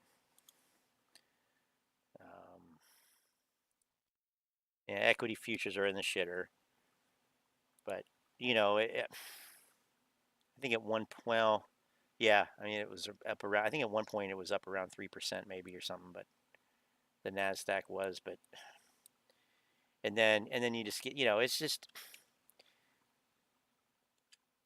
you get this bullshit at the close, and then you get this bullshit going into the close, and you get this bullshit at the close, and then it's like, okay, yeah, kind of see like right after the market closes, you see it, just selling. It's like, yeah, okay, yeah, they couldn't wait to fucking dump that shit because it's not real buying, but whatever. So you always see that. You can kind of tell, but just to get back to the point, on AMC. So we said this, we've been saying this, but the only real buying pressure that exists, and this is kind of true across the market, but not as bad as it is in AMC, but like the only buying pressure you see is short covering.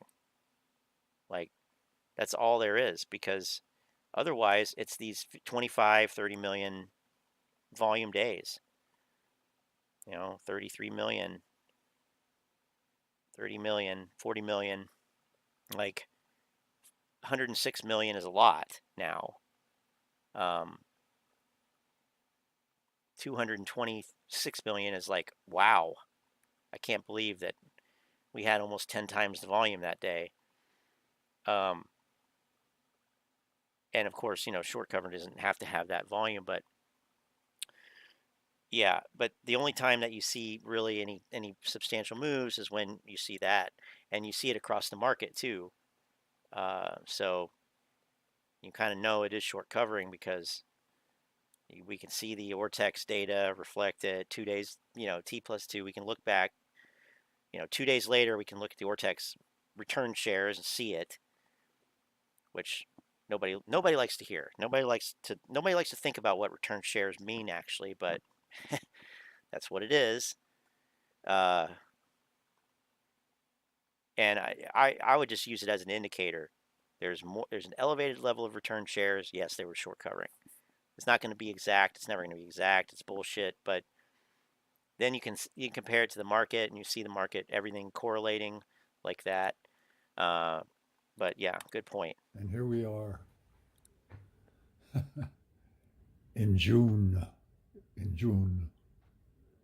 What is it? The 21st of June. And oh, here we go. Here we go. Are they covering or closing? There's no difference. There is no difference. They are covering, buy to cover, closing a short position. It's the same thing. They're exiting the position. Short position is being terminated. There is no difference. That's one of the biggest just pieces of bullshit that somehow has gained traction. And I like to say, well, no, because covering is when they have to put up more collateral. Why would they have to put up more collateral on a profitable position? It's just another thing that the apes made up, but they're the same. We're right on the edge, as you all know. All this stuff is coming together, and it's a beautiful moment. And the hard thing to realize sometimes. I probably should not say what I'm thinking. Now. I mean, I had a Zen student years ago, a good student, very intelligent young woman, who came to me all glistening-eyed and said, I don't get it. And I said, what don't you get it? I don't understand the whole thing, what's going on, what I'm doing, why I'm doing it. And I said, well, what are you doing right now?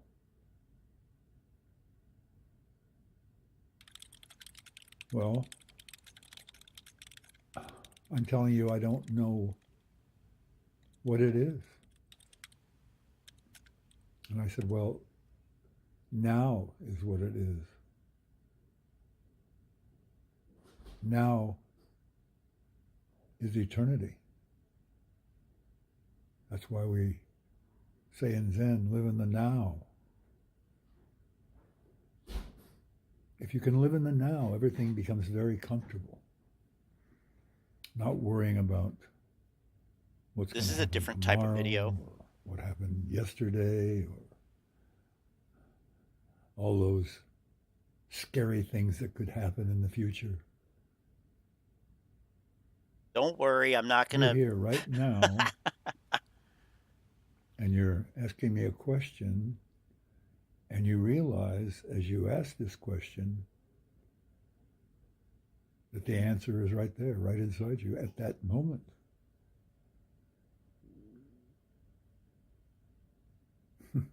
I know. That's a hard one to grasp, but it's very simple. That's the great thing about Zen. Zen is very simple. And I just decided to come in here tonight and mention something like that. Cats are all napping. Oh, yeah, that's right. Oh, yeah, that's right. Getting ready to sleep tonight. No, I like this guy. I mean, you know, and, I'm gonna do dig the some message. And then I'll be off into dreamland too. But I just wanted to tell you, we are on the edge, and it's very exciting. But please, at the same time, it's good to be excited, but observe the now. The now is all. Okay? Thank you. Okay.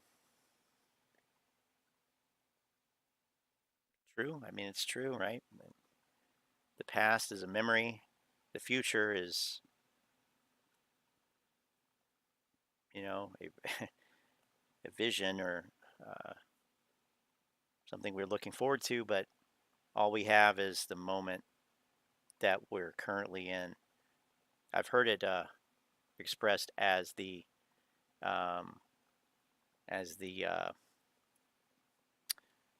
living on the bleeding edge, like of what is. So yeah, I mean that's cool, but you know, I don't see how that relates to AMC and believing in something that's unsubstantiated, but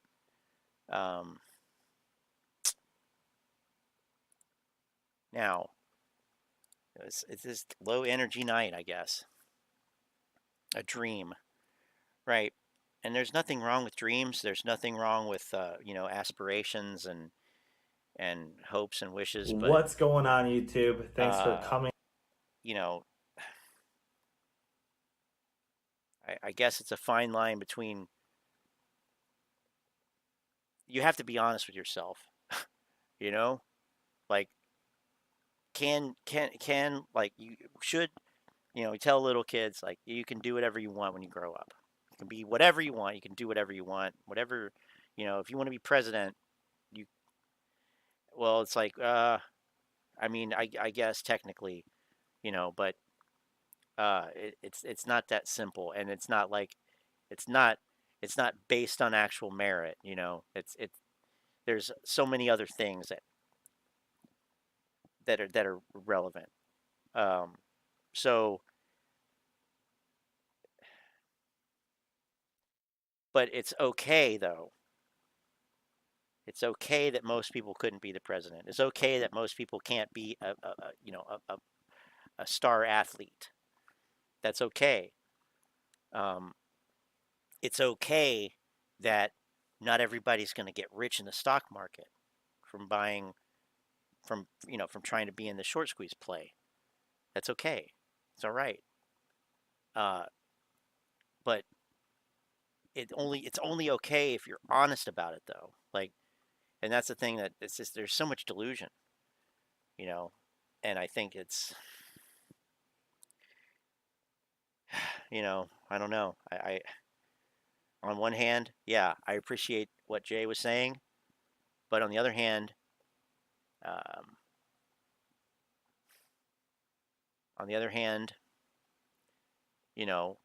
wouldn't expect him to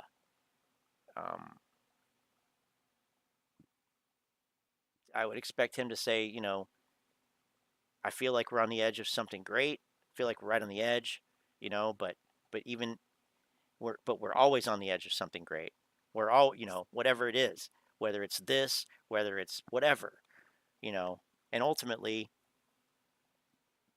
it doesn't even really make sense that everybody would be on the same edge of the same great thing, because isn't it based on what we do individually? So, I mean, I don't know. So let's see here. So we tell Pee Wee baseball players to keep it up. You're gonna hit Division I one day. I don't know. Is that what you'd say? I don't know.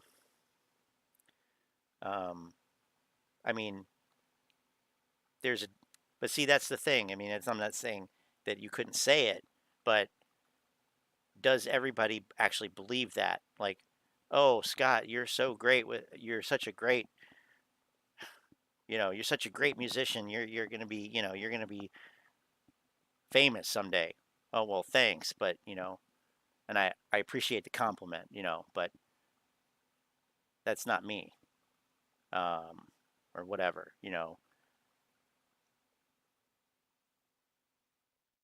like wouldn't being a good trader, like being able to be profitable on a consistent basis, wouldn't that be a commendable goal? Wouldn't that be something that would be admirable? Wouldn't that be something that you could say, yeah, I learned how to trade. I learned how to make a profit in the stock market on a consistent basis during the pandemic.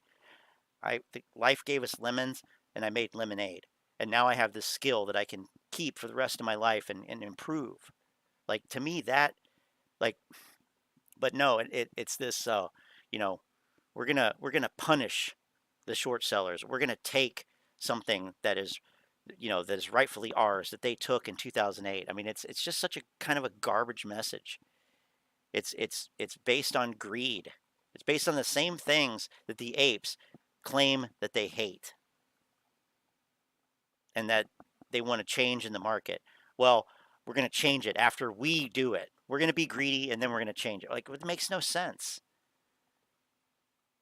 And I'm sorry, but it's just short thesis on AMC and GameStop, and probably Redbox. No, definitely Redbox. Those are all valid, and it's not evil, and it doesn't even necessarily impact the stock negatively. What impacts the stock negatively is the absence of buyers.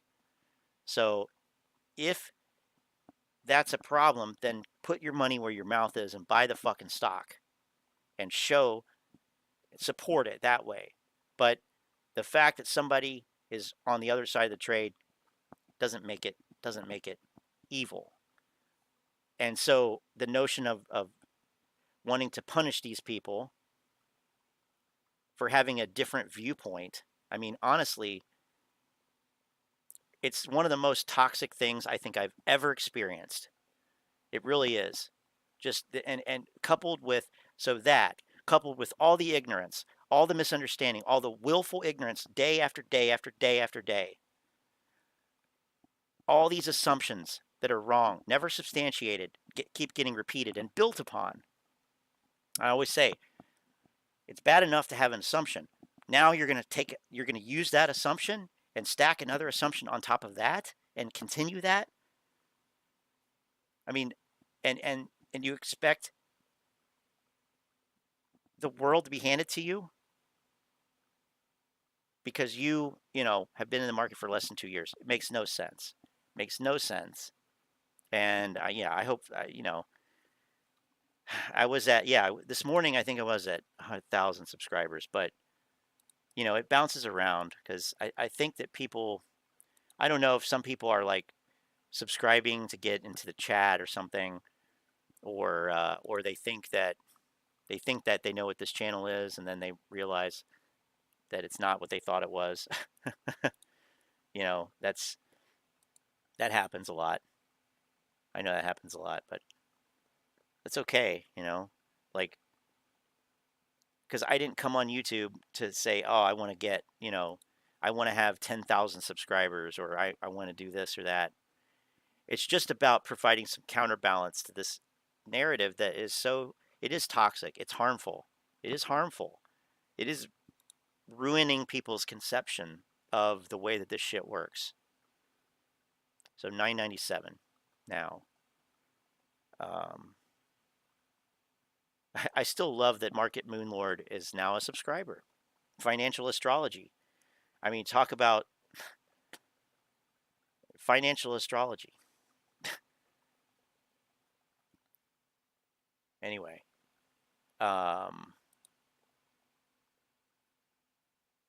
So AMC bankruptcy, the facts from Patrick Weiland.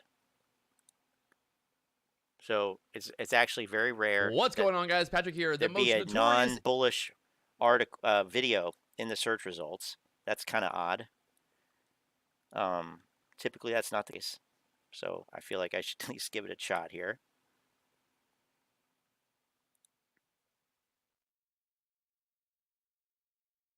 Oh, and the most hated AMC bear on a bit of a bandwidth drop out there for a second. Okay.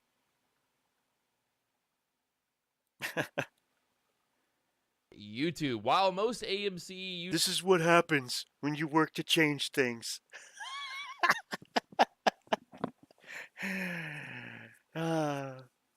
First they say you're crazy, then they try to fight you, and then you change the world.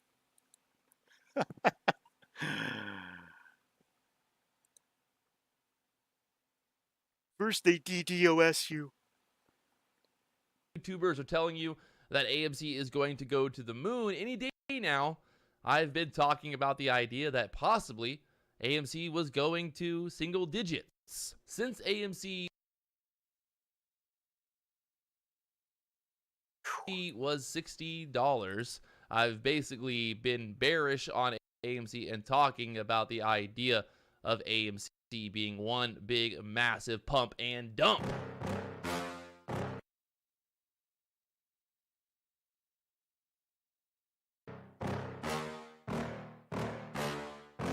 Yeah. AMC falling while the CEO said that there is no evidence of synthetic shares. He posted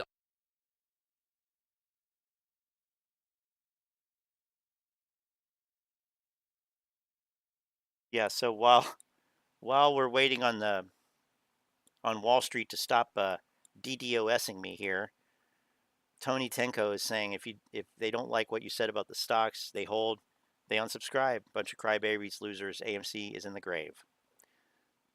And I basically agree. I don't care. It's not my concern. I'm not going to change what the message is based on popularity. That's on the problem. Twitter saying that that's 100% the problem with all of these bullshit AMC grifters. They tell people what they want to hear. It's bullshit. Total bullshit. That would lead somebody to come out with a video that says Robinhood going out of business, bankrupt, will cause the AMC squeeze. Well, of course he's going to say that because the apes hate Robinhood. Meanwhile, I use fucking Robinhood to make money. So what the fuck? You know, they are idiots. AMC has done a share count 6 times in the past. Fuck. Here we go with this this shit at the end of the stream. And everything was. They know that there is a total of 516. Jesus Christ. 15 million AMC shares. The CEO of AMC. All right.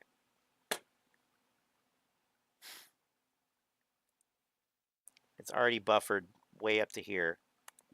No reason for it to stop. Synthetic stream failure. Synthetic stream failure. He said that he has said before that they've seen no reliable info on so-called synthetic or fake shares. Fugazi, it's a fugazi. There's a billion, cajillion, batrillion fake shares out there. You can see the chart here on AMC back there in June of 2021. God. AMC up to the $70 area, and then ever since just getting hammered down. I will say I'm actually impressed. I'm impressed that AMC has somehow held this $12 area for as long as it has held since about May now. May 12th, kind of bouncing off this kind of double bottom area, that $10. Yeah, I'm gonna. So I switched computers that I was using when I started doing live streams, and I think I'm gonna switch back. Yeah, I think I'm gonna switch back because yeah, this machine is not cutting it. I know I'm running out of hard drive space too. So that's a problem. But iMac is the way. Oh, no, never. I've been down the Mac road before. I was using Macs in the G3, Power Mac G3 days. Power PC G3. Blue and white. I had a blue and white blue and white Power Mac G3. Remember those? I had one of those.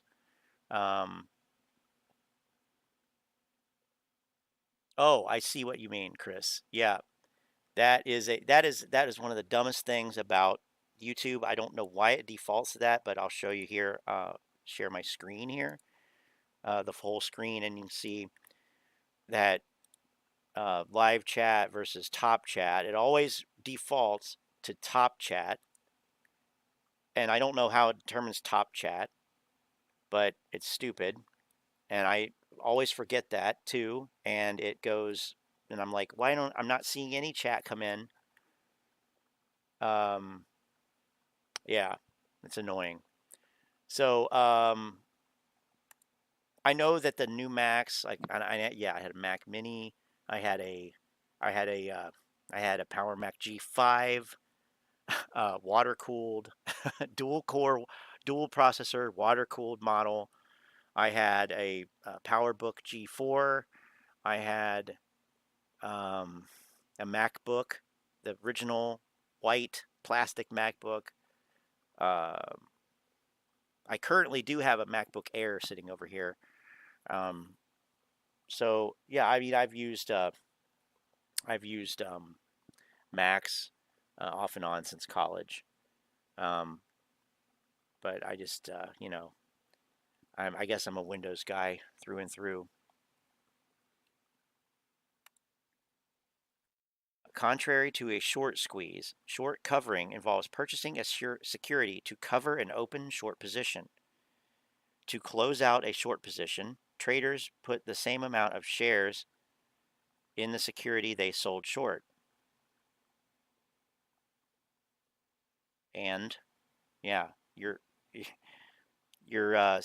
saying the same thing here. I mean, and actually, I mean, short covering is what happens during a short squeeze. So it's not contrary. It's not even contrary. But cover an open short position. To close out a short position, traders put the same amount of shares in the security they sold short. See, then this is the problem with the apes right here. This really exemplifies the problem with the apes. what you need to do, okay? What you need to do is stop thinking that you know everything and that you can go find it on the internet, and that somehow it makes me wrong, and it makes you, you know, in a position to have a short squeeze, okay? Like this is the same thing that I'm saying, okay? Yeah, I suppose you could short 10, buy 5 to cover half the position. If that's what we're talking about, that is splitting cock hairs. That is splitting hairs. So, if you're talking about the same amount, I mean, that is no different. That's irrelevant. And I'm sorry, it sounds like you're an ape because you're quibbling about the difference between covering and closing a short position. And that is the least important of anything about this whole narrative. And it is a misconception that is put out and promulgated and perpetuated by people like you, Doug. You know, seriously. But I mean, what you have here, covering shares, closing a short position. How do you close a short position? You buy to cover, buy to close. It's the same thing. You can cover the whole position. Yeah, you can cover part of the position. Sure. But that's no different. No different.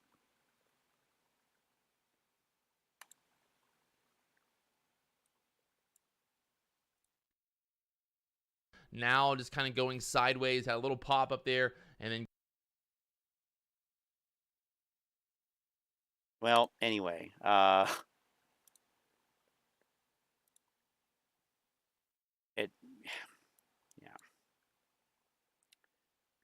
guess it's not gonna work, but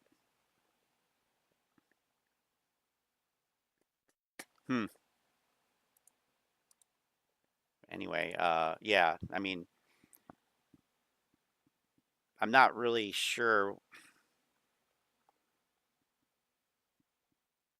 what the difference that's implied there between covering and closing a short position, but it really doesn't change anything. It's not the same.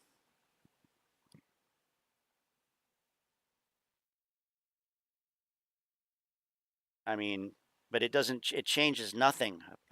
I mean, you can close the half part of the position or you can close the whole position, but like I said, how short positions are closed is by covering shares. Like I don't know what your fucking deal is, Doug, in real life. But you know, it's not different. It makes no difference. You know, it's just not nobody talks about it that way. Nothing makes that distinction. But except for Reddit. Reddit does. By the way, yeah. We already looked at this synthetic price failure. So, okay, well,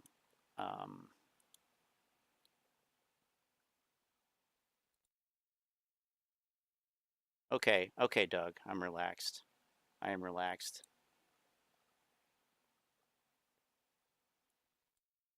You know, this is the kind of shit that apes say. So just admit that you're an ape, okay? Just admit that you're an ape. And I think you left a comment on a video that was pretty dumb too recently. But then you were in chat saying stuff disparaging the MOAS. So I'm not sure what your deal is, but. What's going on, guys? Patrick here, the most notorious. What is the difference between a short squeeze and short covering?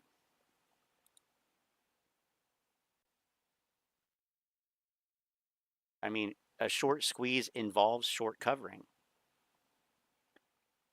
A short squeeze involves short covering. A short squeeze implies that, well, we read the definition earlier on Investopedia, but because there's so much misconception, and my point is that there is no short squeeze, but a short squeeze implies that shorts are being forced to close their positions to cover their shares because the price increases in the underlying stock. So there's something that causes the price to go up, whether that's a news catalyst or massive amount of buying, and short positions are covered at generally at a loss at higher and higher prices, and that buying to close forces the price to go higher. Now, when we're talking about short covering, like the short covering we see on a daily basis that causes these rallies, I mean, this is shorts covering at a profit. So this is not a short squeeze. This is just short covering. Yes, it makes the price go up, but it's not a short squeeze. And the thing that's missing, it's not the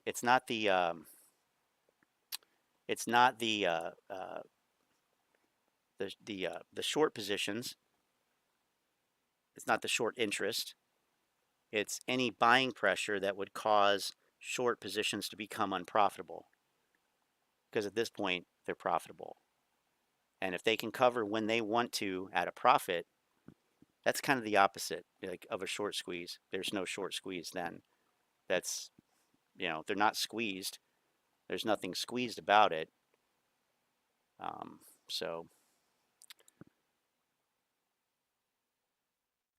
But that's the deal.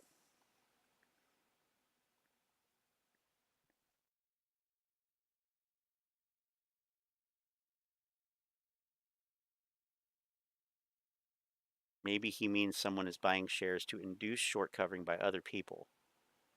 Well, that would be generally what a short squeeze would entail. But the apes, somehow got the idea that buying and holding shares would cause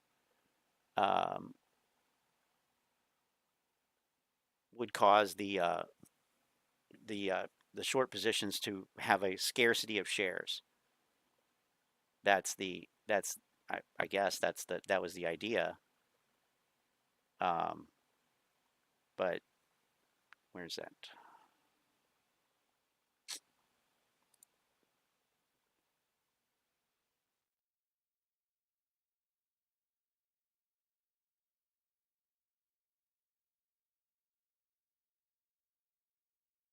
Oh yeah.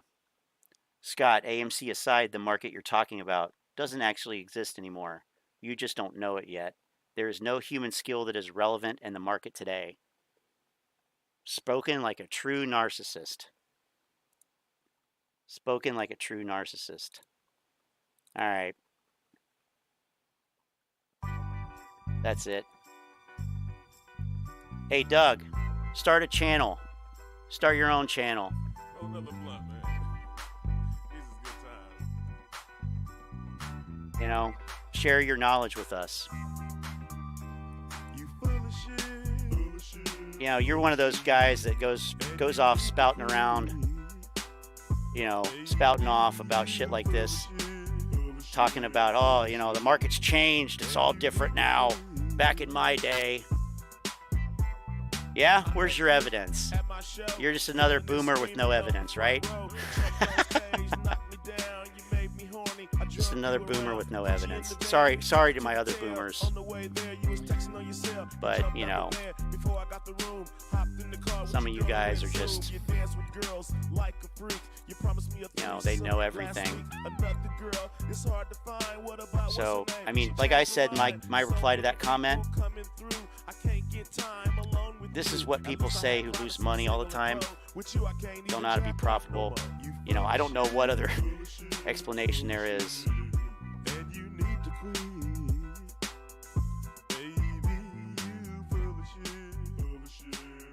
Because you can buy any security you want to You can sell whatever security you want to. You can do it instantaneously at a very good price. You know, that's all you need. That's what you need. I don't know what the gripe is, but anyway. This is distractionary. So flirtatious, so naughty. How can you be jealous on Facebook, keeping up with your ex-fellas? Let's see what else there is here. No comments.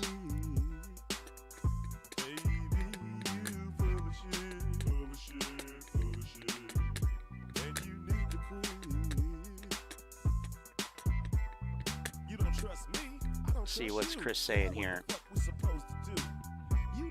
Buying and holding does shit.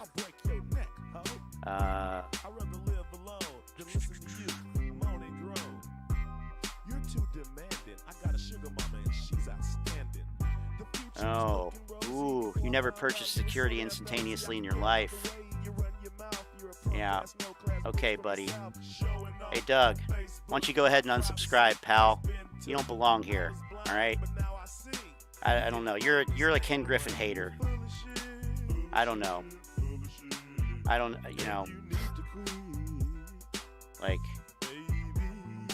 what is the point? Like, that attitude, man, that sucks. It's a shit attitude. You never purchased security instantaneously in your life? Oh, because of the way that market maker internalization method works, right? You're not actually buying the security. It's being shorted to you. Yeah, I know that. Doesn't matter though. Doesn't fucking matter. It matters not. For all intents and purposes, the shares in your account. This is the kind of obsession over inane details that really doomed the apes. So, that's why I say, he sounds like an ape to me, but whatever. Anyway, man, sorry that the stream took a turn for the worse. It really started when the internet connection started fucking up, and then, yeah. Anyway, whatever. We're one day not closer to the MOAS, and you know, what can you say? You know, the shit, it just keeps going on. I told Badback, I told him, I said, I don't see this really going away anytime soon. But I don't see it going away. And he didn't. I don't think he believed that. But I don't think he believed that. And then he saw the shit like Robinhood will bankruptcy will cause a squeeze, and then he's like, oh wow, okay. I mean, I'm kind of paraphrasing a little bit, but essentially, it's just like when you think it can't get any more ridiculous, that's when it gets more ridiculous, you know. But you know, the guys who traded on commission back in the 90s, yeah, they know what's going on. These people need to make their own channels and, you know, share their infinite knowledge with the rest of us. And while they're at it, you know, tell us what stocks to buy and all that. But anyway, on the equilateral triangle.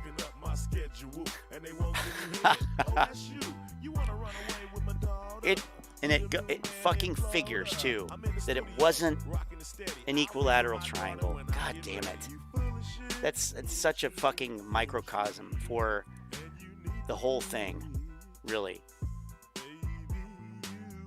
I said I wasn't going to go back to it, but I'm curious to see actually if he deleted my comment. Hey guys, it's Jackson Hunter. I'm back with another It's still there. It's still there. All right. Have a good one. I will catch you guys later. I'm going to go buy some instantaneous securities tomorrow. hopefully make some money. So appreciate you all being here.